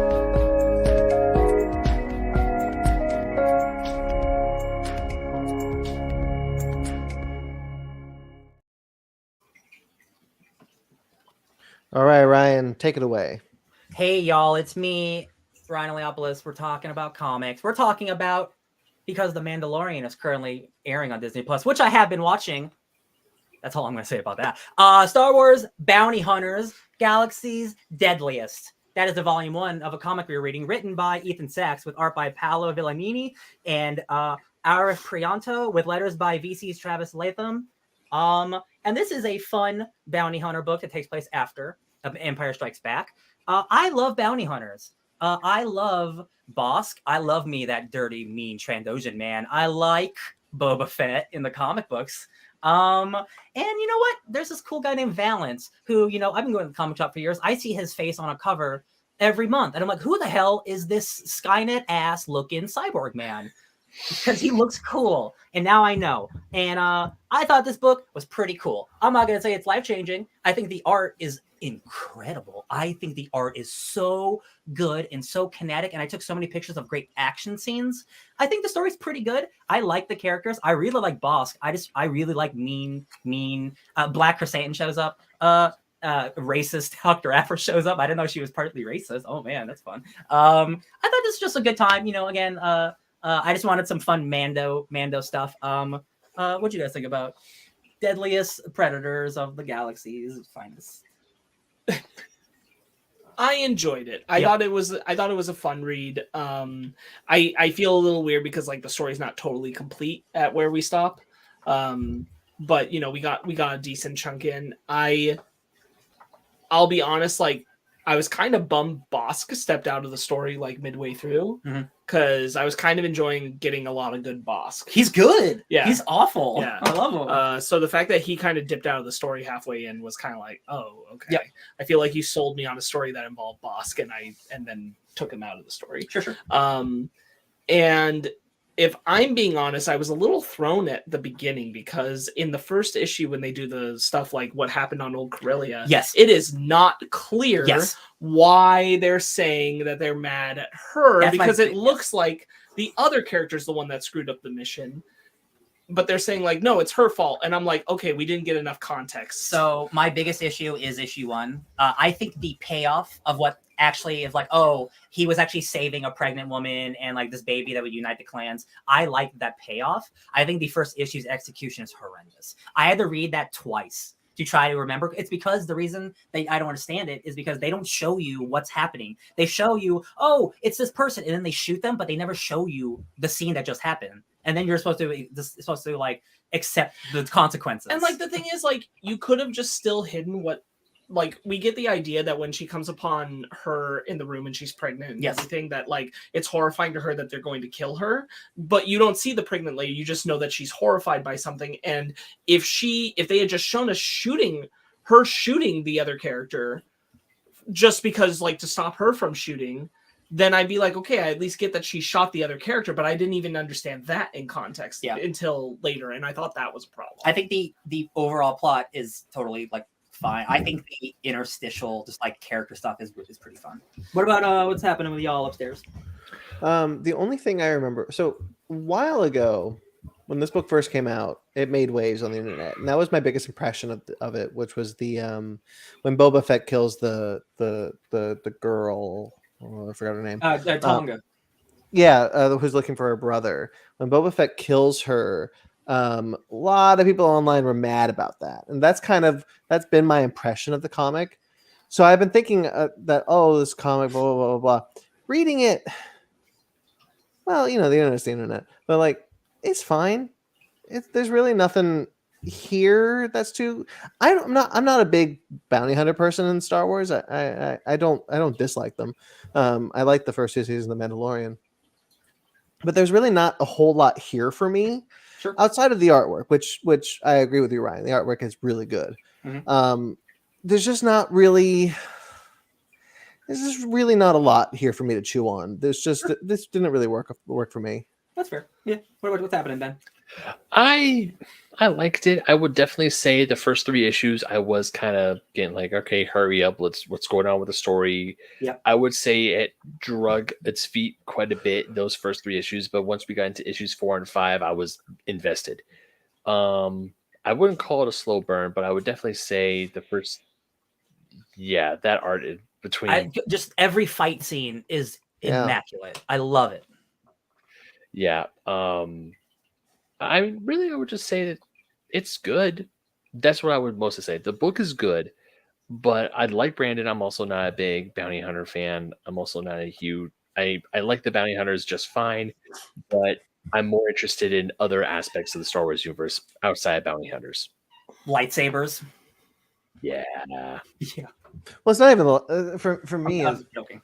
I know, but you're right. You're right. Lightsabers and blasters, really. That's kind of the that's kind of the Little thing about bastards. that's kind of the thing about Star Wars that's really fun is there are so many different corners, and something that I do want to talk about with this comic is that this is not the first because Dr. Aphra exists, but like this is one of the few Marvel Star Wars comics ongoings that is not based on that doesn't have like the core characters of Darth Vader or Luke Skywalker. Like the main character is wholly original, created for this comic book, introduced in this comic book, and continues on ongoing. And sure, Boba Fett shows up, Boss shows up, but the main character is original, and I think that's really cool and really ambitious, and it's kind of neat that the book has gone on for as long as it is, because while I may not be as interested in bounty hunters, people are, because Star Wars is such a big, expansive universe that you can find different aspects of the universe to enjoy, and this book falls into one of them, I think, in a nice way. Yeah, and I do think because this book, it's like still ongoing. Like it's been going for like years, and it's had multiple like crossover stuff. So like people, if I think the book was bad, I don't think it would still be going. Yeah. So I think like people still seem to enjoy it. Again, like I just can't. I agree with the story. I think it's totally fine. I just wanted to pick a book I haven't read before, and because I read most of the early Star Wars stuff, and I love Scum and Villainy. That is my favorite Star Wars stuff. Again, it's like having so many different species. Oh, this is bad. You have a Kit Fisto, a Nautilin. As the person that you're trying to find throughout the story, Nash. Also, like that other bounty hunter, Oris, is really cool. I as much as I could care less what's happening. I loved looking at this book, and this is a good storyteller, a good artist can tell a story without words. So like I could still read this whole book, and I still knew what was happening for a lot of the time if I kind of skipped over some of the words. Which you know what, you don't have to read every panel. Spoiler, everybody. There's a fun trend that this book picks up from the old Marvel Star Wars comics, the old ones from the 70s and the 80s. Between the events of Empire Strikes Back and Return of the Jedi, they weren't allowed to find Han Solo. So the ongoing comic book series at the time would always, well, not always, but like whenever they would get the story close to where they need to find Han Solo, oops, they're thwarted right at the last second, and Boba Fett escaped with Han Solo again because they couldn't have Boba Fett immediately go to Jabba in that comic book because they needed to wait for that movie. This book picks up that trend, which I thought was very funny because we see Boba en route to Jabba, and he's just like, I guess I can make a detour. I thought that was fun. It's incredibly funny because this is the first volume. Right, and this it's on issue like 30 now. Yeah. They just had a War of the Bounty Hunters like crossover event that's about Han Solo in the Carbonite. Yeah. So like it took 3 years of the Han Solo thing to finally pay off, and I'm like, man, that's a lot. It ain't like he gonna wake up anytime soon. I know, but to have like 3 years of publishing, I'm gonna issue 36, for sure. And Han Solo's still on. It's just funny to me. Valance, he's a totally fine. He's like a rogue, you know. I do like his past of like, I nearly died for your cause. Look at me now. I'm barely human. Like, I like his backstory. I do want to know more about him. He does a cool Blade Runner thing where he's like, I need to learn more about this information, but Boba Fett killed this guy. Oh, wait, I have a video camera of Boba Fett, and I see in the reflection of Boba Fett's helmet, the guy mouthing the words. So in a Blade Runner style, he enhances to Boba Fett's helmet and finds the words. And I'm like, this is stupid. I love it. I'm just looking at so many beautiful Bosk. I read every page of every word of this of Valance and how all his cybernetics work. Love it. Yo, guys, he's got a shin bone blade. Yeah, not much to say. I might continue to read this. I might read some reviews to see if the second and third volume are better. But I just wanted to read some Blaster Boys, so I got some of that. So thank you for indulging. Of course. Anything else? I like Bosk. I think he should show up more in live action, except the Trandoshans have weird eyeballs in live action, so I don't know anymore. They look weird, right, guys? I'm not the only one who sees it. Those eyes certainly in Boba Fett. Yeah, yeah. They blinked. It was weird. I don't like it. It's weird. All right. My turn next week. I chose Superman and the Authority, written by Grant Morrison with art by Mikkel Janin. I love Grant Morrison. I own this book, and I'm excited to read it. I'm glad. I actually just reread this when we talked about the Authority stuff with James Gunn. That's kind of the reason why I also wanted to do is like read some Authority, but not the Warren Ellis Authority. Well, you could have also picked the Grant Morrison or Mark Millar Authority that it's based off, but this is a fun addition to half of those characters. So. Yeah, I've heard good things. Hell yeah. All right, so that'll do it. Yeah, what do I do next? I read some shit. That's what I do. Read it and weep. All right. So that'll do it, guys. Again, next week, Shazam and the Fury of the Gods, I guess. Yep. Or Yep, Shazam : Fury of the Gods. Not Shazam and the Shazam. Fury of the Gods. Shazam and the Fury of the Gods. Not every film is fun and doesn't end the title. Cool. So that'll do it. So stay tuned for that. And guys, make sure to like this video and subscribe to this channel. Check out all sorts of cool things on this channel. Of course, we've talked about the stuff linked below. There's some cinephiles that are there. Cinephiles, for those of you who probably don't remember or don't know, that's where all of our movie reviews are going to go. It's not a show. It's just a brand that we're just going to throw everything in. Fun stuff. As I mentioned last week, Conversation Season 2 will be coming in April. I don't have a date locked down yet, and I'll be announcing a new cool thing probably next week, honestly. When I get a date, when I find out what the date is going to be. So stay tuned. Of course, check out Conversations only audio, but of course, there's plenty of video shows that you can check out on this channel if you're watching this live or if you're watching the rewind. There's Fake Nerds Watch, which you can find our videos on The Last of Us Season 1 and Star Trek Picard Season 3. Mandalorian Season 3 is incoming. Whether we like it or not, it is happening, so you can check that out when that does. We're going to be batching the episodes in different ways than we have before, just kind of make scheduling a lot easier for us. But we're not bad batching it. No, we're not bad batching. Nope. Mag, of course, in the chat. Saying course, take sir. care. Catch you next time. Stay safe. You too, bud. Stay safe as well. There was a lot of talk about Basement Arcade. Check out Basement Arcade on this channel. New Basement Arcades that you've heard here on the show are probably going to happen. Basement Arcade Pause Mini, which is our video game discussion series. New episodes incoming. Fake Nerd Book Club and Animation Station. Animation Station, by the way, new episode of Sonic Prime. You can check that out. Patreon, TeePublic, if you'd like to support us financially, those are linked below. You can also find all of the links to all of our shows and all of my writings and you can find the link to D and Dark there, actually, and everything. Everything is on our website at fakenerdpodcast.com, which is linked below. Thank you to everyone who listens. Thank you to everyone who watches the live show. Thank you to everyone who watches the rewind. We greatly appreciate it. We greatly appreciate your support. Thank you to Jeremy Bellucci for all the musical themes you heard here tonight and all the musical themes for all of our shows. You can find him at Jeremy Bellucci _Wreck of Time, as well as his podcast, Suburban Proctologist, at Subproc Podcast on Instagram or at facebook.com/Suburban Proctologist Official. You can also find Mike Matola. Mike Matola is a wonderful collaborator of ours. Does a couple of logos, did a couple episodes. We love him. You can find him at Mike Matola on Instagram and TikTok. You can find us on Twitter, Instagram, and Facebook, all at Fake Nerd Podcast, fakenerdguys@gmail.com. If you'd like to get in touch with us personally, I am at BT McClure on Instagram and Twitter. I also write for CBR.com, KaiJeromeMedia.com, which I have a new article up, and AtomicEaton.com. Ben, what's the you? You can find me on the internet at BenMacken27, Instagram, Twitter, TikTok. You can also find me writing for Fusion Gaming Magazine, Old School Gamer Magazine, and GoNintendo.com, as well as playing Mary Frankenstein on Dean Dark, which is linked down below, along with Grayson Live, who plays Jack the Invisible Man. And also, guys, I just realized this week, because, this past week was Mario Day, March 10th, I've been writing for Fusion for a year. I've been a published writer for a year. Whoop whoop. Holy shit. Oh, yeah, baby. Congratulations. Sparks, where can I find you? You can find me possibly sharing my predictions for a Scream 7 at Sparks Witty on Instagram and Twitter, SPARKZ Witty, because I realized I forgot to really say anything about it Stu's at a the end of mastermind. our Scream 6 review. But I kind of hope that Stu also sees Billy's ghost and that they're both seeing the same ghost. Oh. Ryan, where can I find you? Yo, you could find me waking up in 7 hours at DJ Tony Snark 616. Subscribe to us on iTunes, Stitcher, Google Play, TuneIn, Spotify, iHeartRadio, Amazon Music and Podcast, and Pandora. Rate and review wherever you get us. We greatly appreciate it. Like this video, subscribe to this channel. Until next time we see us, guys, stay fake nerds.